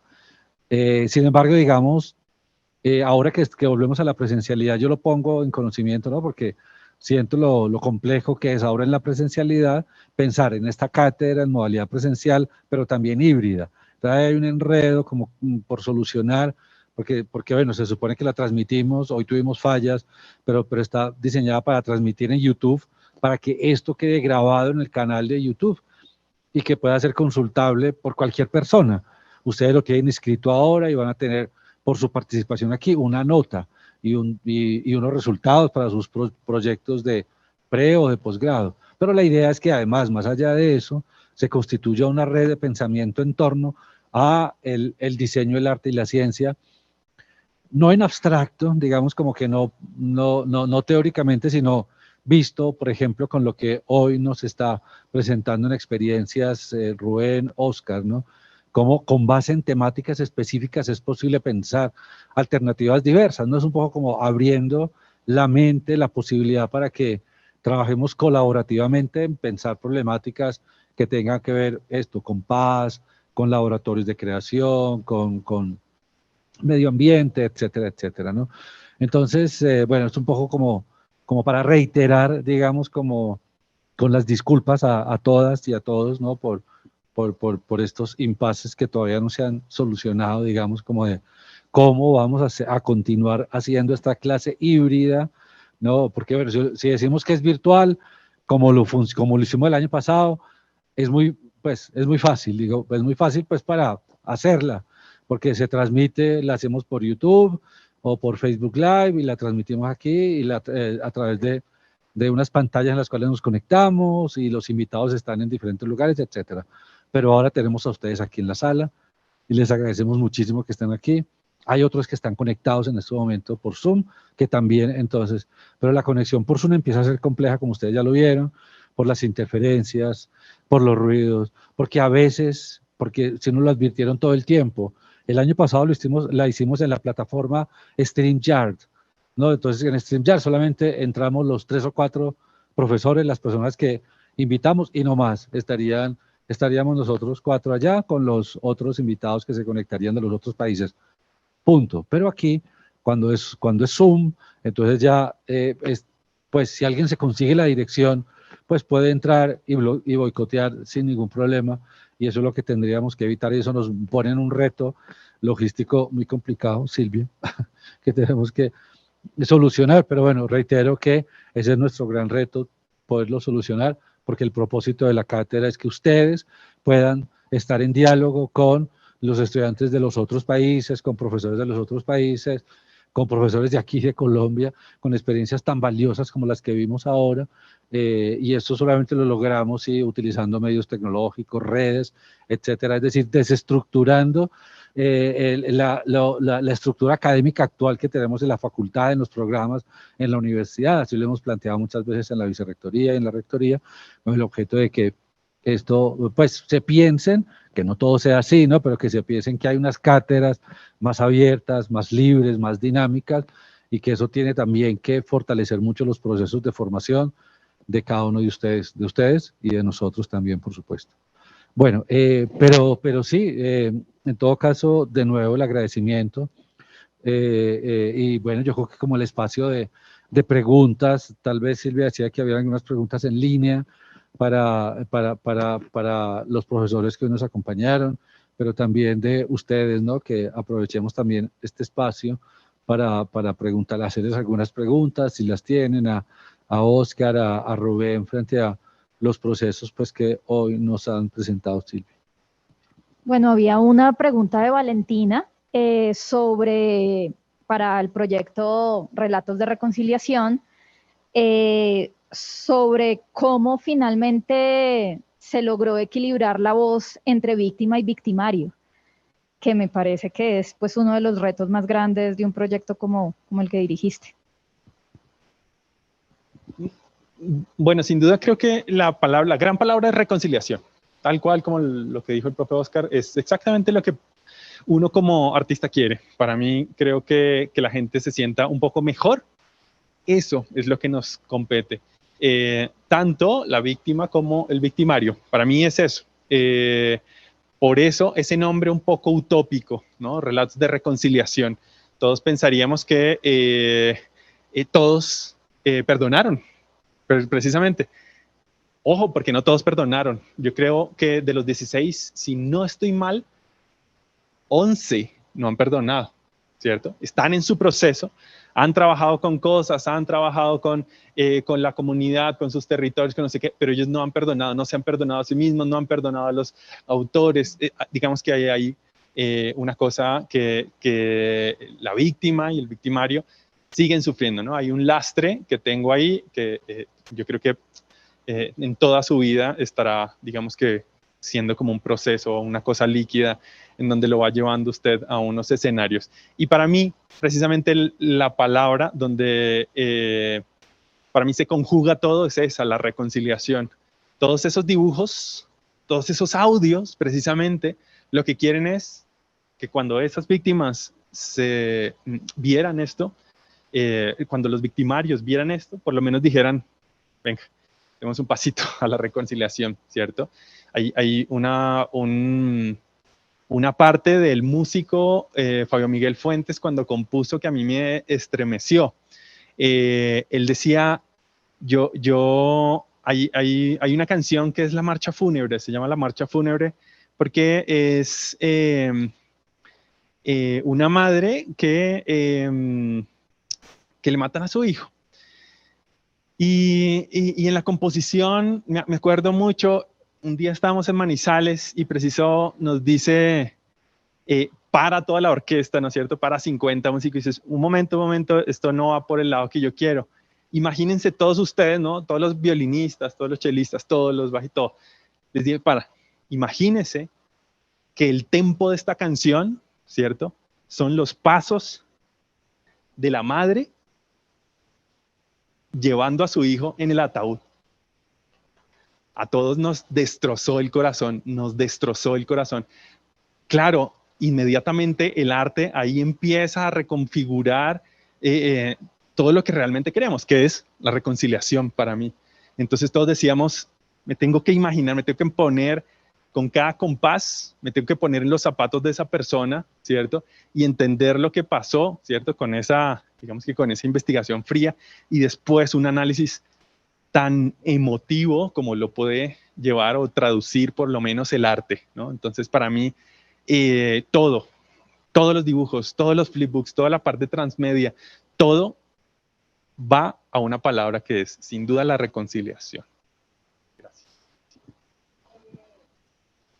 Valentina hizo otra pregunta y es si esta relación, lo voy a leer, en términos de reconciliación, ¿solo se habló del encuentro entre víctimas y victimarios o se expandió en algún momento la conversación hacia los superiores de los victimarios?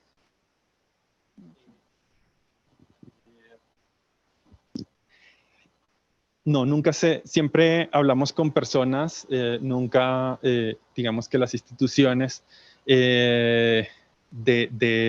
o esos colectivos, esos grupos, digamos, al margen de la ley, nunca se escaló, ¿cierto? O sea, siempre nos quedamos con la persona, ¿cierto? Normalmente hubo algo muy bonito que fue como un feedback que nosotros hicimos de todo el equipo de arte, diciéndoles, o sea, volviéndolos a llamar y simplemente fue como, cuéntame tu vida, cómo te quieres representar. Entonces muchos de ellos nos decían, a mí me encantaría verme como un ave volando, a mí me encantaría ver como un bosque, a mí me encantaría verme como una flor. Y ahí empezamos nosotros como pues una posibilidad creativa muy bacana, que pues nos llenaba a nosotros de posibilidades a la hora de crear. Pero nunca lo escalamos, siempre creo que esto iba enfocado a las personas, iba enfocado como al usted y yo, ¿no es cierto? A ese vínculo de violencia entre usted y yo, y esa creo que fue lo más bonito del proyecto. Bueno, antes que nada, pues mi total admiración para ustedes dos, desde la perspectiva de un ingeniero, digamos que para mí es muy nuevo todo este tema, pero yo tengo una pregunta que aplica para los dos casos, ambos, pues los dos proyectos o investigaciones, y es, ¿los proyectos siguen vivos actualmente? O sea, ¿se construyen día a día o se pararon ahí? Y la segunda es, si es así, ¿cómo podemos contribuir o simplemente podemos distribuir el mensaje? Los proyectos, bueno, Radio Conversa yo lo considero, ¿cómo es que te llamas tú? Juan David. Juan David, lo considero, yo siempre trabajo proyectos inacabados, es decir, no me interesa que tengan un fin. Digamos que yo estoy en esos proyectos hasta cierto punto y me gusta mucho que los proyectos sucedan sin que yo esté, ¿sí? En los territorios. Entonces, las personas que participaron conmigo pueden tener el material, pueden editarlo, pueden sacar ideas de ahí, porque me interesa mucho que circule y que se mejore, se amplifique lo que estaba sucediendo, si les interesa de alguna manera, o que lo mezclen o lo combinen con otras cosas. Entonces, ahí la noción de autor, por ejemplo, digamos que es autoría colectiva, y luego los autores son todos aquellos que se sintieron como interesados por eso y que lo quieren hacer a su manera. Entonces, sí, son inacabados, no me interesa como un producto, resultado final. Sí, yo tengo como momentos del proceso. Yo puedo hablar de esto como un momento del proceso, pero lo que ustedes escucharon hoy se siguió editando y hoy es ligeramente distinto, ¿sí? Por cosas que han pasado. Entonces, obviamente, sí, me interesa de procesos vivos que se alargan en el tiempo y cambian, se transforman a partir de la participación de las personas. No sé, Rubén, si quieras responder. ¿Cómo?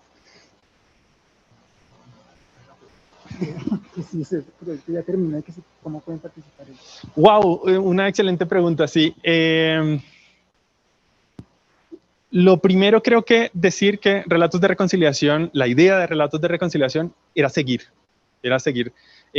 Indudablemente nosotros empezamos, primero eran 6 relatos, después contactamos a unas ONG, se volvieron 20, la mano de nosotros, el músculo creativo solo alcanzó a 16, pero hubo muchas intenciones en seguir.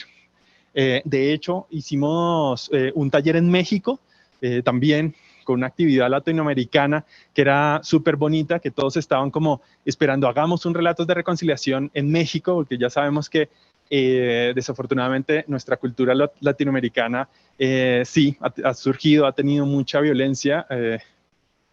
Sí, en toda Latinoamérica creo que se podía replicar, pero los proyectos a veces encuentran como sí, un inicio, un nudo y un desenlace, y se ha quedado como parado todo, pero sí, la idea era que nosotros pudiéramos seguir replicando más relatos de reconciliación, porque se nos hace un proyecto para mí necesario que las personas cuenten lo que pasó, para mí necesario que la gente le dé más voz, le dé más validez a este tipo de actividades.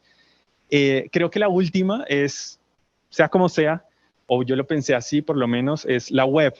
En la web creo que usted puede seguir participando con ese simple dibujo, realmente simple, pero ese dibujo le va a llegar a todas esas personas que están ahí. O sea, si usted dibuja allí, hace y nos retuitea, esa animación que queda ahí en la página, subida en la página de Relatos de Reconciliación, nosotros se la hacemos llegar a esas personas. Es un gesto muy sencillo, pero realmente es un gesto necesario de decir, vale, es que no hay dos personas que están hablando de paz, ¿cierto? Hay cientos de personas que estamos hablando de paz y que queremos aportar a la construcción de un nuevo lugar en el mundo.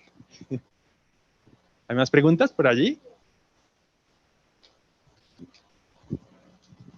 Sí, una pregunta para Oscar, básicamente que uno se da cuenta como en los procesos de reconciliación y de paz con todos los defectos que han tenido, incluso desde la Ley de Justicia y Paz con los paramilitares y pues el boicoteado pues proceso de paz con las FARC, porque hay como una noción de que quienes tienen la responsabilidad de generar ese tipo de reconciliaciones, como que son los políticos, el gobierno de turno, y al artista se le mira mal por hacer comentarios o plantearse posiciones frente a lo que debe suceder pues con el proceso de paz.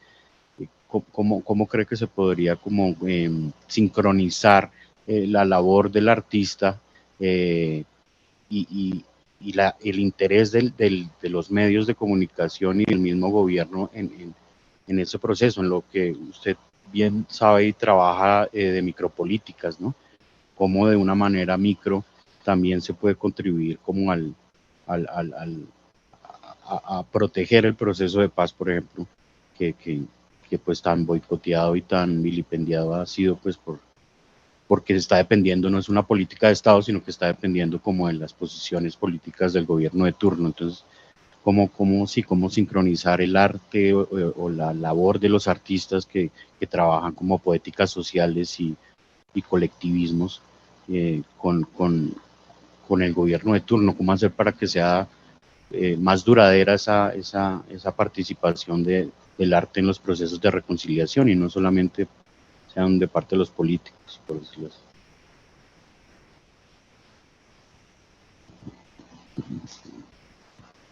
Bueno, es que es complejo, ¿no? Porque, por ejemplo, la reparación simbólica intenta ver la dimensión cultural del proceso de reparación integral, ¿sí? Digamos que la reparación integral abarca varias dimensiones, una de ellas es la cultural y ahí la reparación simbólica pues tiene ese nexo entre arte, cultura y comunidades, ¿no?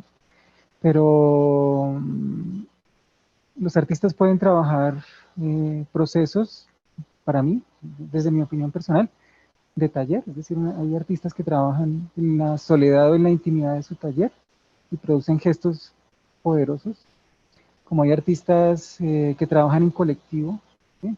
Y en colectivo discuten y generan una reflexión sensible sobre lo que está ocurriendo, sobre los procesos de paz. Y hay otros artistas que trabajamos pues directamente con las comunidades. Digamos, esas tres posiciones son necesarias porque no se puede abarcar solamente desde una posición, ¿sí? Y creo que entender eso es muy complejo. Por ejemplo, imagínense que a un juez cuyo conocimiento del arte es muy, digamos, lejano, le llegue a su escritorio la sanción de una reparación en la que está la reparación simbólica y hay una obra de arte que reparó a la persona, digamos, cómo tiene el conocimiento de si realmente eso está reparando o no está reparando, él solamente, ¿sí? Entonces lo que está trabajando Yolanda Sierra es justamente la comprensión de los vínculos entre toda esa parte jurídica, de esclarecimiento de la verdad y la participación del arte. Sí, por eso ya tiene una línea que se llama Derecho, Arte y Cultura y comienza a reflexionar porque ella es abogada y trabaja con artistas para entender cómo hacer eso. ¿Sí? Entonces está hablando de litigio estético. Litigio estético, digamos, tiene que ver mucho, por ejemplo, con cómo esos efectos de las obras de arte o de los procesos artísticos generan resonancia en las comunidades. Es decir, cómo eso a corto, mediano o largo plazo genera un efecto sensible en las personas afectadas o en la comunidad que hace que sus memorias y sus imaginarios, no quiero hablar de sanación, sino se transformen con el tiempo. ¿Sí? ¿Cómo entender eso? ¿Sí? Una escultura que le ponen a una comunidad en la que pusieron una bomba en el parque, realmente la presencia de esa escultura está generando unos imaginarios y está generando unos procesos de relaciones entre las personas que ayudan a entender una dimensión distinta de lo que les ha pasado. ¿Sí? Todo eso son asuntos muy difíciles, pero yo creo que está bien que sucedan muchas cosas. A veces uno condena demasiado fácilmente a los artistas si cometen un error. Creo que todos estamos aprendiendo y esto es un proceso lento de paciencia y de humildad que tenemos que aprender a llevar. Entonces, y creo que casi nadie lo hace de mala intención. Entonces yo creo que es importante descubrir que hay más aciertos que fallos y que cosas dramáticas y que simplemente vamos aprendiendo todos juntos. Pero un asunto que es fuerte ahí tiene que ver con el capital y con el dinero. Es decir, eso sí lo han denunciado varios artistas, es decir, artistas que trabajan en lo social pero ganan fuertes sumas de dinero y eso nunca circula a nivel ni símbolo, sí, cuadros. Sí, entonces yo creo que hay que reflexionar sobre todo eso y ser crítico también sobre la relación de todo este fenómeno de reparación simbólica con el capital, con el dinero y con todo eso. Creo que, porque corre el riesgo de volverse un interés meramente económico también, sí, cuando es otro tipo de cosas, otros valores y otros patrimonios que estamos intentando mover. ¿Alguien más tiene preguntas? ¿Cómo les pareció la charla? Las dos. ¿Sí les gustó?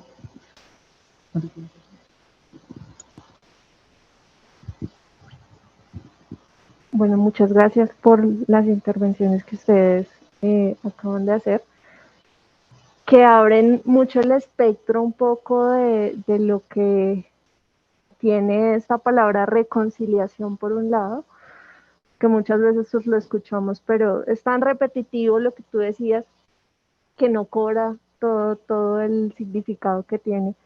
Y bueno, sobre todo yo creo que en este tema hay que tener tanto tacto y tanta minucia, no sé, para poder hablar con las personas y un poco acercarse a ellas. Y en este ámbito, no sé si definirlo así, pero podría ser como un ciclo vicioso en el que hemos estado repitiendo lo que viene pasando y tiene que ver mucho con la memoria, ¿no? Entonces este ejercicio de las memorias desde la cultura y desde estos diálogos que se hacen, pues son supremamente importantes, creo yo. Y quisiera hacerle una pregunta a los dos, a Rubén y a Oscar, y es ¿qué tuvieron que desaprender en estos proyectos en los que iniciaron, partiendo un poco de lo que yo decía ahorita, que es un poco entrar como en esa violencia y en todos esos como aspectos en los que las personas son supremamente sensibles y que no son cosas pues como fáciles de expresar, ¿no?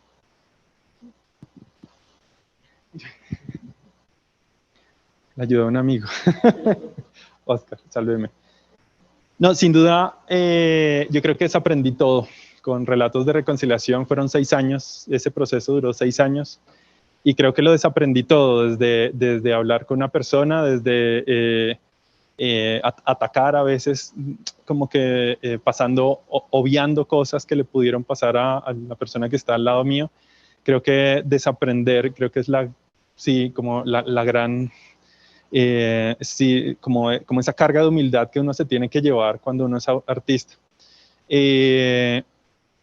Yo creo que una de las cosas que a todo el equipo nos desenfadaba un poco, ya saben, no sé, hacer animación es muy lento, absurdamente lento, y tú estabas editando 2 horas, convirtiéndolo en 1 hora, convirtiéndolo en media hora, para al final animar 3 minutos, ¿cierto? O sea,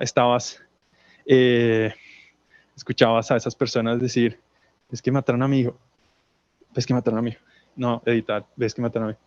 Entonces tú pasabas los días y los días y los días repitiendo unos mantras absolutamente terribles, ¿no? O sea, y tú te llegabas a meter unas cargas enormes de un contenido emocional que era inviable, o sea, era como, no, yo no lo puedo entender, ¿cierto? Era una vaina que lo supera a uno humanamente.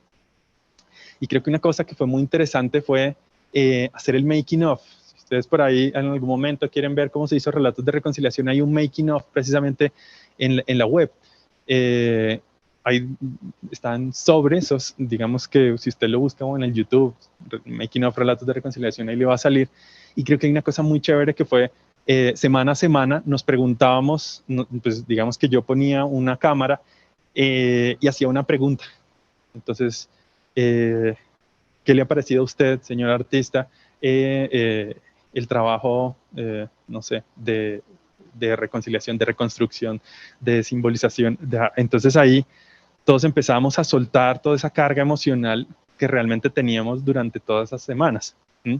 Esa parte fue súper importante, y otra que nos ayudó muchísimo, muchísimo, muchísimo a entender esos procesos tan difíciles fue hablar con los psicólogos de las ONGs. ¿Por qué? Porque tanto para las víctimas como para nosotros era un momento muy difícil, ¿cierto? A ver, imagínese uno como reportero diciéndole, oye, pero cuéntame bien cómo fue el hecho. Esto es abrumador, es horrible. Entonces siempre íbamos acompañados, casi siempre íbamos acompañados de un psicólogo o una psicóloga que ya había trabajado en los procesos con esas personas. Claro, entonces ahí era, vale, esto lo estamos haciendo por algo, ¿cierto? Esto lo estamos haciendo para que usted lo libere, para que libere esas cargas, para que lo vaya, sí, para que lo comparta con otras personas que sintieron lo mismo, que han sentido con lo mismo, que sintieron lo mismo, y que de alguna forma lo transformemos, como dice el profe, ¿sí? Que en algún momento sigamos de alguna forma transformando eso, mutando eso. Y creo que eso fue muy importante, porque si nosotros no hubiéramos tenido ese acompañamiento de los psicólogos, tanto ellos como nosotros como artistas, que digamos estamos lejos de la otra parte, está siempre como que, sí, al parecer en el arte como parece como oportunista que uno quiera trabajar con las víctimas, pero no es así. O sea, uno del desconocimiento dice, no, yo quiero aportar a la construcción de algo, esto es lo que realmente me mueve y me interesa. Entonces ahí uno va deconstruyendo una cantidad de prejuicios que tenía asociados precisamente a cómo tratar con las personas. Entonces, ahí, con ese diálogo, con realmente sentarme yo, ¿cierto? Y el victimario, por ejemplo, que era una cosa muy dramática para uno, ¿cierto? Y nos sentamos y decíamos, venga, cuénteme, ¿y por qué? ¿Y qué pasó? ¿Y usted quién es ahora? ¿Cierto? Con esas preguntas uno empieza realmente a equilibrar esa balanza y a humanizarla, y creo que eso se vuelve, o vuelve realmente todos los proyectos muy interesantes. Porque no es como, listo, yo le cojo toda esa información, me la llevo y trabajo y la saco, ¿no? Sino es, vale, deme esa información y yo le voy también mostrando, vea, así yo lo veo a usted. Ah, vale, no, a mí no me gusta eso, a mí me gusta tal. Y ahí había una construcción como humana, era más importante que incluso la artística, ¿cierto? Y creo que eso fue, para nosotros, fue como transformador realmente. Bueno, primero yo creo que hay que entender que, digamos, la violencia es parte constitutiva de la vida, es decir, es una fuerza que existe en la vida, ¿no? Que la paz no es un estado, digámoslo así, como la iluminación al que se espera llegar en algún momento, sino, digamos, no es un estado paradisíaco como esas imágenes donde todo resplandece y todos eternamente estamos así, no. Se trata de entender, digamos, la dinámica del conflicto y de la guerra en Colombia y su manera de ser, ¿sí? Cómo se ha ido moldeando y cómo ha ido apareciendo a lo largo de las décadas y los efectos que eso genera. Y por otro lado, atender a otros flujos de vida distintos a la violencia y a la guerra naturalizada. Es decir, somos mucho más que violencia y que guerra. Entonces, crear redes entre personas, sensibilidades, prácticas artísticas y culturales, todo lo que sucede en los territorios, tiene mucha fuerza, mucha potencia, ¿sí? Y eso genera pensamiento. Entonces, es conectar todos esos flujos que ya están en los territorios de las culturas ancestrales, milenarias, campesinos, gente joven. Yo confío mucho en los jóvenes, digamos, me sorprenden mucho las nuevas generaciones. Estoy muy feliz con los últimos estudiantes que he recibido en artes, porque siento que hay una especie de cambio, ¿no? Que hay un cambio generacional que es fundamental y me alegró mucho verlos en las calles, en las manifestaciones, echados en el pavimento, sentados, sentándose a querer otro país. Hay que sentir un país distinto, ¿sí? Y eso sucede únicamente desde abajo.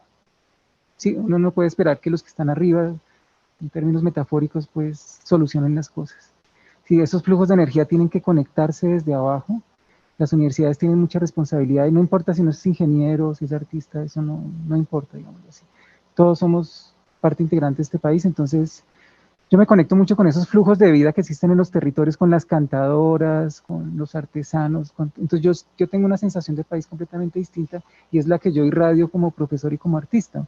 Si uno se conecta con esos flujos, uno hace que comience a aparecer otro país posible, más allá de la muerte, del asesinato y la violencia, y que esa fuerza que es natural en la vida tal vez deje de imperar tanto en este país, porque el problema es que no ha sido posible hacer la paz porque, digamos, esas actitudes autoritarias, violentas, se han impuesto, y el asesinato de las personas que tienen un pensamiento distinto, pues una parte importante es que tal vez el pensamiento no recaiga y el sentir no recaiga en una sola persona, porque los líderes están siendo asesinados sistemáticamente, sino que recaiga en la comunidad como tal, ¿sí? Como que no es una persona que saque la cabeza por todo, sino que es toda la comunidad, ¿no? Yo, por ejemplo, por eso trabajo en colectivo. No, digamos, esa noción de artista genio, no, es una cosa que sucede entre todos, ¿sí? En donde yo hago parte de eso, de alguna manera, pero todos estamos ahí.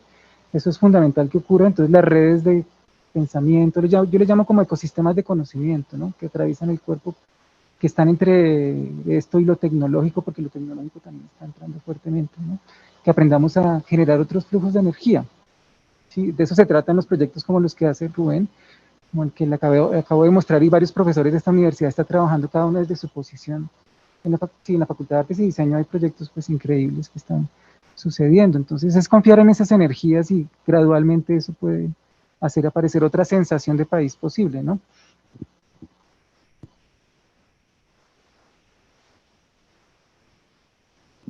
Bien, ¿hay alguna otra pregunta?